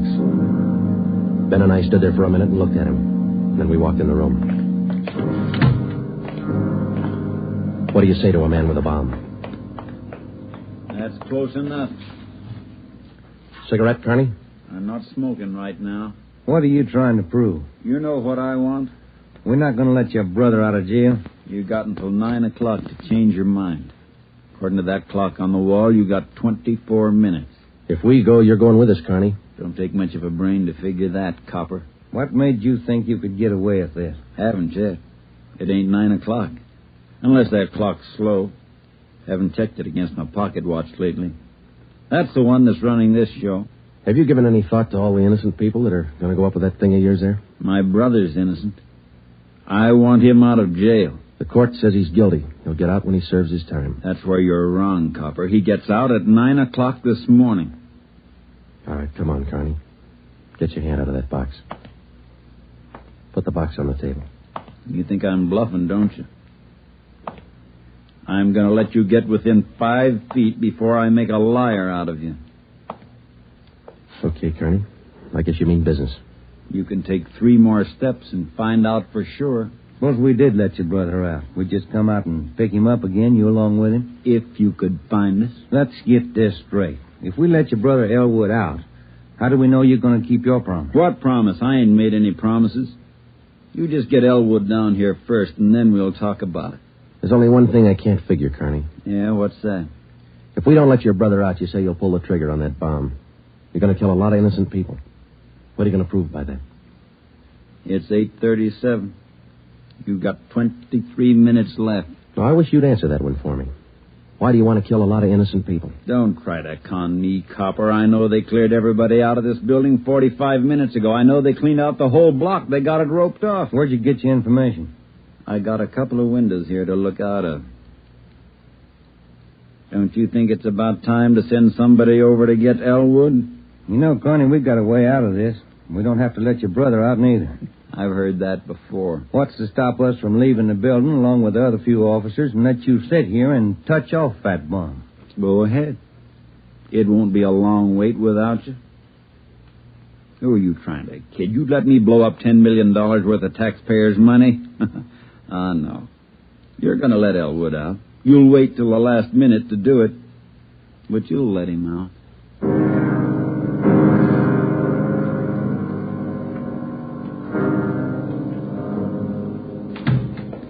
Ed, I'm still not convinced Carney can back up what he says. Then why didn't you take the box away from him? Yeah. We're in a spot, let's face it. How about an eye for an eye, Skipper? What do you mean? If he pulls the trigger on that machine, he kills us. How about us getting him first? All right, Romero. How are you going to handle it? Well, I'm not top man on the pistol range, but I could wing him. And then he hands the box to you? Or maybe he falls and his reflex action pulls the trigger. Okay, I don't wing him. I stop him for keeps. You just can't walk in there and shoot him down. Why not? You do the same thing with armed criminals. Yeah, but you warn him first. I'll warn him. Yeah, and after you shoot him, you find out it's a harmless gadget. Couldn't have gone off in a million years. No, a gun's not the answer. We can't shoot him until we're positive. We'll be positive by 9 o'clock, and there might not be anybody around to shoot him. We've located Carney's apartment. There's a detail out there checking it now. Pacelli and Morris. Ed, have you got any ideas at all? Anything we could try? That's why I called you in. None of us have gotten any further than you did just now. There's just one thing I want to know for sure. Yeah, Friday. Is it or isn't it? We all want to know. Either way, we've got to get that box away from us. Backstrand. Yeah. You did? Yeah. No, stay out there till I call you. All right, here's half the answer. That was Pacelli. They found 28 sticks of dynamite in Carney's apartment. We knew Carney wasn't kidding now. We could see into the bomb through that glass window in one end. It looked like dynamite inside, and there was dynamite in Carney's room. We didn't know if he had the nerve to pull the trigger. We didn't know if it would go off when he did. But with only minutes remaining, nobody wanted to take the chance. From here on in, all of us agreed that Vernon Carney sat in the next room, holding in his two hands a force powerful enough to destroy us all. We had to get that box away from him, and to get that box, we had to have a plan. I looked at my watch. It was 8:40. 20 minutes till 9 o'clock. How do we get it away from him? I got an idea. It might work. Let's have it. Carney's sitting against the far wall between two windows. They're both open. Yeah, that's right. All right, if we could get a man through one of those windows, we might get Carney from behind. How are you going to get him? Whoever gets through the window could slug him. What do you do then? Somebody grabs the box. The crime lab can tell us what to do with it. How do we get a man through one of those windows? We're on the 16th floor. Oh, there's some kind of a ledge that runs around the building on each story. Wide enough for a man to walk on? Hey, let's take a look. All right. Looks pretty narrow, Joe. That's a good 18 inches. Could be done. Too risky. It's raining out. That ledge is slippery. Strong wind up there, Joe. Tear a man right off the building. Yeah, I guess you're right. Well, there's still a way. How about a ladder? 16 floors, Skipper. There might be a way. The fire department would know that. I'll get Battalion Chief Erickson. Is Lee Jones in the building? No, he's over in the crime lab. I'll get him up here, too. I don't know, Friday. Maybe it'll work. It's got to, Ed. All right, now look. It's going to take a couple of minutes to set this up. We've got to know what Carney's doing every second of that time. Well, how about the dictaphone in there on the desk? Good. Get it on without him seeing you. We'll try. The dictaphone in there is connected to this one in here. This room is 1614. You got that? Yeah. All right, push down key 1614 on that machine in there and leave it down. Get the receiver off the hook and leave it off. Leave the receiver off. That's right. You know, if it isn't off the hook, we won't be able to hear a thing in here. Right. Come on, Ben. This is Backstrand. Give me Chief Erickson. Where's my brother? Still in his cell? You coppers are long on talk, but short on time. Yeah, we know. I'm telling you, for your own good, you'd better get Elwood over here. Carney, I'll bet if we get your brother on the phone here, he'll tell you he doesn't want any part of this. You mean Elwood don't want out? Since when? Sure he wants out, but not your way. He's only got a year to serve. Why don't you leave him alone? I told him I'd get him out. He didn't think I could do it. But I'm doing it. I'll make you a bet, Carney. Let us get your brother on the phone. He won't walk out of here with you. All right, get him on the pack. Where you going? The phone's over here. Have to use the dictaphone. Got to get an okay from the chief. Elwood's still a prisoner. What's the matter with the phone? No operators. You know the building's been cleared. Oh, yeah. That's right. Almost forgot. Okay, you can use the dictaphone. This Friday, Ed. Carney wants to talk to his brother. Yeah, I know you'll have to send somebody over. Have them put the call on extension... wait a minute. What's that extension number, Ben? 2351. 2351, Ed. Right. It'll take a minute. Yeah. I'd kind of like to talk to El. Been a couple of months since I seen him. We've always been together, me and El, most of the time. Joe, let's go in and see if we can hurry that call. Good idea, boy. 16 minutes to 9. Hey, cop. Yeah. Forgot to hang up the dictaphone, didn't you? I put the receiver back on the dictaphone. Ben and I had failed to make good on the first step of the plan. When we got outside the door, we briefed Davis and Watson. They went in to sit with Carney. It would be their job to keep us posted on Carney's movements. The dictaphone was out. We went back into the office next door. Chief Sam Erickson of the fire department and Lieutenant Lee Jones from the crime lab were already there. We told Backstrand what happened. It would have been a help. We haven't got time to cry over it. Carney's wide awake, Skipper. He doesn't miss a thing. Backstrand told us the plan Friday. We can't run a ladder up from the street. Too high, Chief? Best we got is a 100-foot area. You figure 12 foot to the story, that'll take you up 96 feet, 8 floors. And we've got the latest equipment. What's the idea you had, Jones? Sam, can you get hold of a pump here in a hurry? Sure, we got a lot of scaling ladders, but you got nothing up there to hook 'em on. You figure on dropping down from the floor above? That's right, and I figure a pump here would do it. Sure it would. You could make it fast to the windowsill up there, but you got a 1.5 ledge in the way. No, what you want is a lifeline. You mean lower a man on a rope, Chief? Yeah, Romero. That's the quickest and the quietest. Could you rig it so one of my boys could do it? Sure, Ed. What's the risk? None if you work it right. We'll strap on a life belt, give the man heavy leather gloves. 2 of my men will lower him down. Pick your lightest man. What do you think, Lee? That's it. What do we do with the bomb when we get it? I figure that box Connie's holding is about a foot square. Here's what I'll do. I'll get you a bucket with a 1.5 mouth. It'll be full of water. Yeah? I'll have it right outside the door to that office. When you get that box, place it in the water.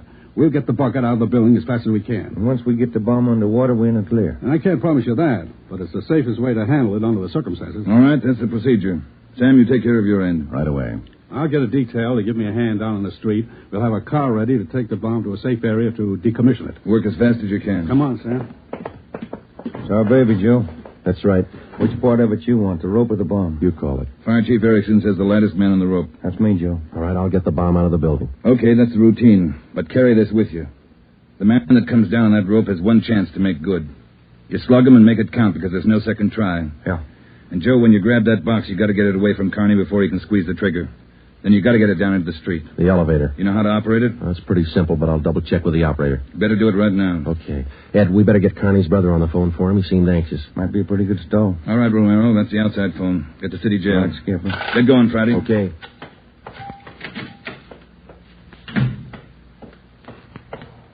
You. Elevator man. Yeah, Sergeant. Let me see if I know how to work that thing. You taking over the elevator? Well, in a couple of minutes. You want to check me out? Nothing to it, Sergeant. All right. Now, here's the controls, see? You push this lever right to go up, left to go down. You see this little trigger on the underside of the handle? Yeah. That's the safety lock. Be sure you squeeze it or you can't move the lever. Let me try it, huh?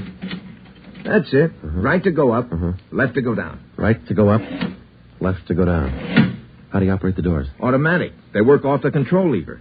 When the control lever is locked in the up or down position, the doors will close. I get it. Now, in case they jam, this red emergency button up here? Yeah. Push it. If that doesn't close them, we call the repairman. Okay, I think I got it. You sure now? I've had my orders to get out of the building. I'll just leave the elevator right here and take the stairs down. All right. Thanks a lot. Sergeant, just curious. You going to take the bomb down in this car? We're going to try. You won't have any trouble. We haven't had an elevator failure in 18 months. The elevator man turned and went down the stairs. Outside of a handful of volunteers and a man with a bomb, the city hall was now cleared. I started down the corridor and met Ben outside the office. He told me that Lee Jones and Chief Erickson were on their way up in the freight elevator at the rear of the building with the necessary equipment. The 2 fire department volunteers were with them. The phone call had been put through to the city jail, and in a moment, Elwood Carney would be ready at the other end of the line. We went in to tell Carney. I told him over at the jail to put the call through on extension 2351. Yeah. When's it coming through? Right now. You got Elwood with you? No.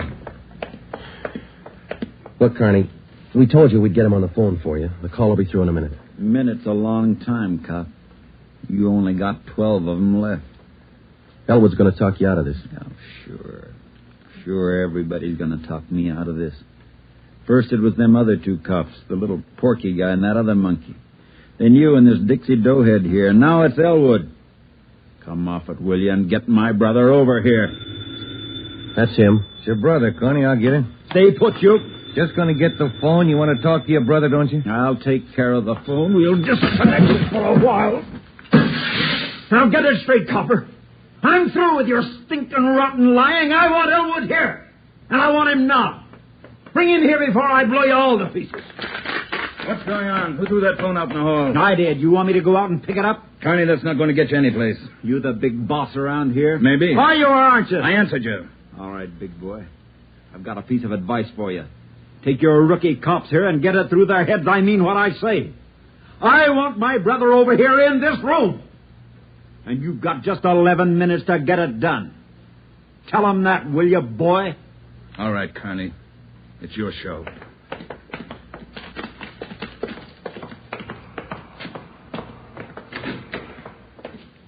All right, we got to work fast now. Jones, everything set for you? Got the bucket with the water right here. Car's waiting out on the street. Right. Erickson, your boys ready? Upstairs, waiting. And we all know what to do. Ed, I got to have somebody to give me a hand with Carney when he falls. I'll be in there with you Friday. Ready to go upstairs, Chief? Anytime. Oh, one thing you ought to know. What's that? Strong wind coming up. About 20 miles an hour out there right now. That going to louse us up? No, but it's going to increase the sway. Got to allow for it. How you mean? Wind's coming from the south. We'll lower you just to the right of the window. If I figure it correctly, the wind will do the rest. Bigger risk, but we don't control the weather. How you going to do it, Ben? As soon as I get in position, I'll reach in through the window on his right. I'll use the billy. Try to catch him on the right side of his head. One good hit should put him away. Let's make it 2 and be sure, huh? Right. You ready, Chief? Now, let's go. Ben. Yeah? Nothing. I'll be careful. You too, huh? What's the time, Friday? 8:50. Shouldn't take more than a couple of minutes for Romero to get down to that window, unless the wind gives him trouble. Jones, no use you sticking around. I'll give Friday a hand. That's my job. We've got to keep you alive to decommission the bomb. Bum joke. See you downstairs.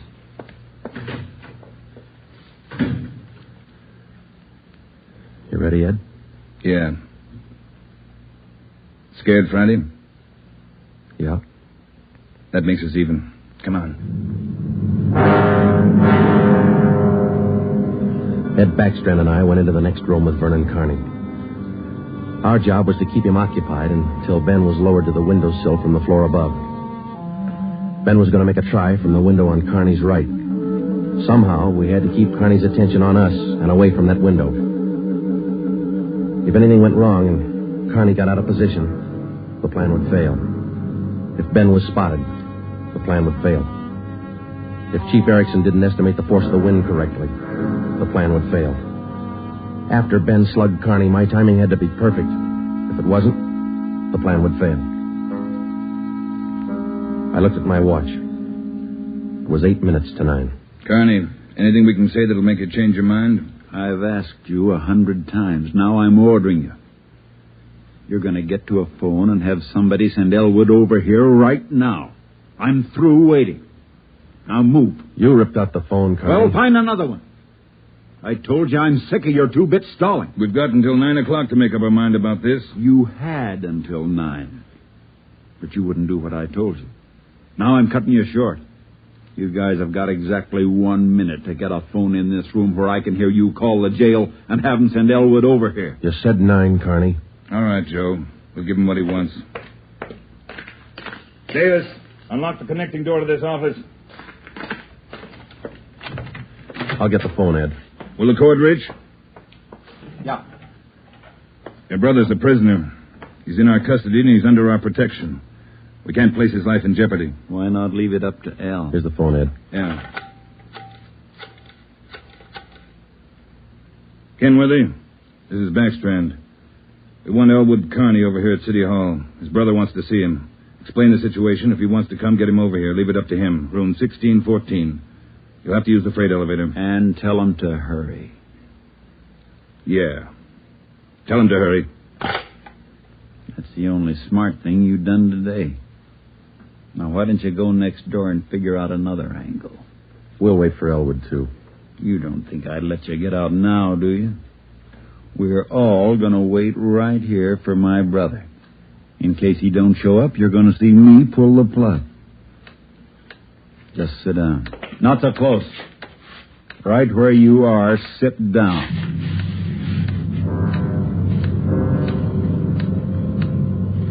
Loud clock, ain't it? Windy. Getting cold in here.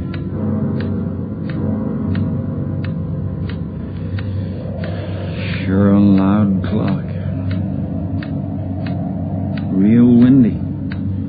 Maybe I ought to close the windows. Don't want to catch me a cold. I turn on the heat. Stay put, cop. Hey, what's that?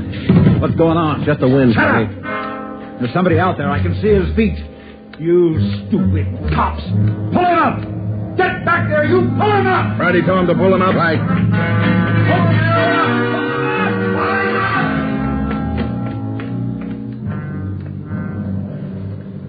All right, Carney.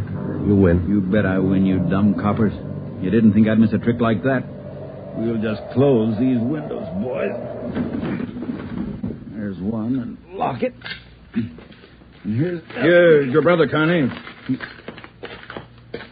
Yeah. Hi, Al. Hi, Vern. You did it. I told you. I told you I'd do it, didn't I? That's far enough for the rest of you. Al, come on over here. You're crazy, Vern. You're crazy. Yeah, that's what they've been trying to tell me. We're going home, Al. How are you going to do it? There's 1 million cops outside. People all over town heard about this. They're holding the crowd back. They ain't going to stop us now, Al. You'll never make it. Either one of you. I got him this far, didn't I? We'll make it. Vern, you think we could do it? Hey, you. Yeah. You're going to get a car ready for us, a fast one. Have it in front of the building. Move! All right, Friday, do what he tells you. Right. Hold it. Yeah. If you ain't back by 9 o'clock, the deal still holds. I told them I'd pull the pin at 9, Al, if they didn't let you out. You ain't fooling, are you, Vern? Will that desert really blow? 4 miles high. You know what that means, Al? Yeah, but they won't let you pull it. We're getting out. All right, Copper. Get the car. You got 4 minutes. Hey, Ben. What happened? He spot me? Yeah, there's no time to explain. Now, listen. We got to work fast. Yeah. We had to bring Carney's brother over from the jail. I don't think he cares if they get out or not. He just wants to use that bomb, and for some crazy reason, he's waiting until 9. How much time we got? Let me look. Less than 4 minutes. How about the ledge? You think you can do it? Strong wind. You'll have to hang on like a fly. I don't know. I can give it a try. Okay. Same plan. Every second counts. Now, I can't brief Ed. He's in the room with the guy. It's up to you and me. I'll get on the ledge from one of these offices. I hope I make it. If you don't, we'll know you tried. Hurry. Hey, Ben, wait a minute. Yeah? I forgot. The windows. The one on his right. He locked it. You'll have to crawl around to the one on the left. You got it? Right. Okay. The car will be ready in 2 minutes. Out front. Fine. Ellen and I'll just sit here and wait. Gonna be good being back together, huh, El? We always were real good together, Vern. Yeah, that's the way brothers ought to be together all the time. Together. Vern, I'd feel better with a gun. We don't need no gun, El. We got the bomb. We'll need a gun when we get out, when we get on the road. Okay. Take your pick. They all got 'em. Hey, you, give him yours. I'm not carrying a gun. I left it in the other room. A cop without a gun? Who's kidding who? I left it in the other room. Frisk the big boy, El. He's got one. About time for the car, ain't it? 2 minutes to 9. Yeah, this feels like it. Right on his hip. Hey, Vern, look out! Grab him, Joe. I got him. Get the box. Leave that gun alone. I got him, Ben. I gotta get his hand out of it. Run, Joe. Get it in the water. Run!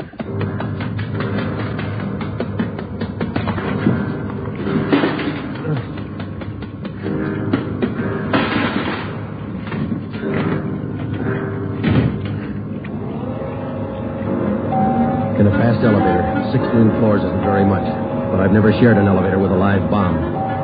It seemed like minutes between floors. I kept watching the bucket. The bomb was completely underwater. A small stream of bubbles was hissing to the surface. I waited.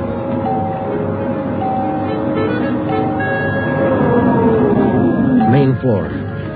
I picked up the bucket and ran for the street. I missed the first step. I fell forward. The bucket spun out of my hand. I sprawled flat on the sidewalk. I waited for the explosion.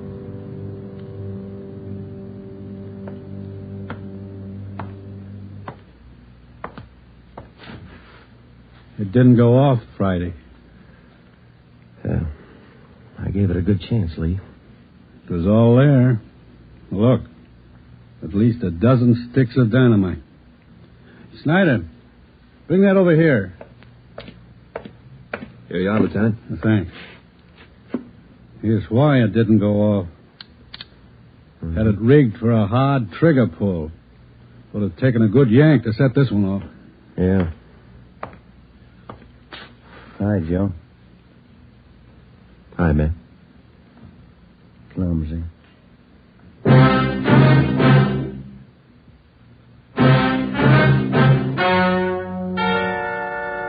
The story you have just heard is true. Only the names were changed to protect the innocent. Vernon Carney was examined by 5 different psychiatrists appointed by the Superior Court and was found to be incompetent. He is now confined in the state mental institution for the criminally insane. Elwood Carney is now serving the balance of his sentence with no time off for good behavior. You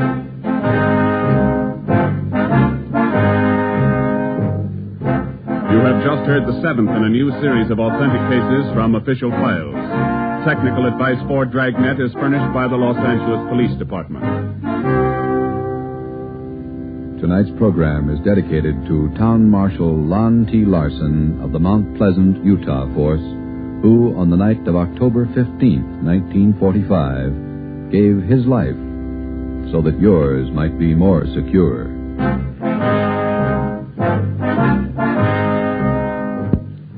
Dragnet came to you from Los Angeles. This is NBC, the national broadcasting company.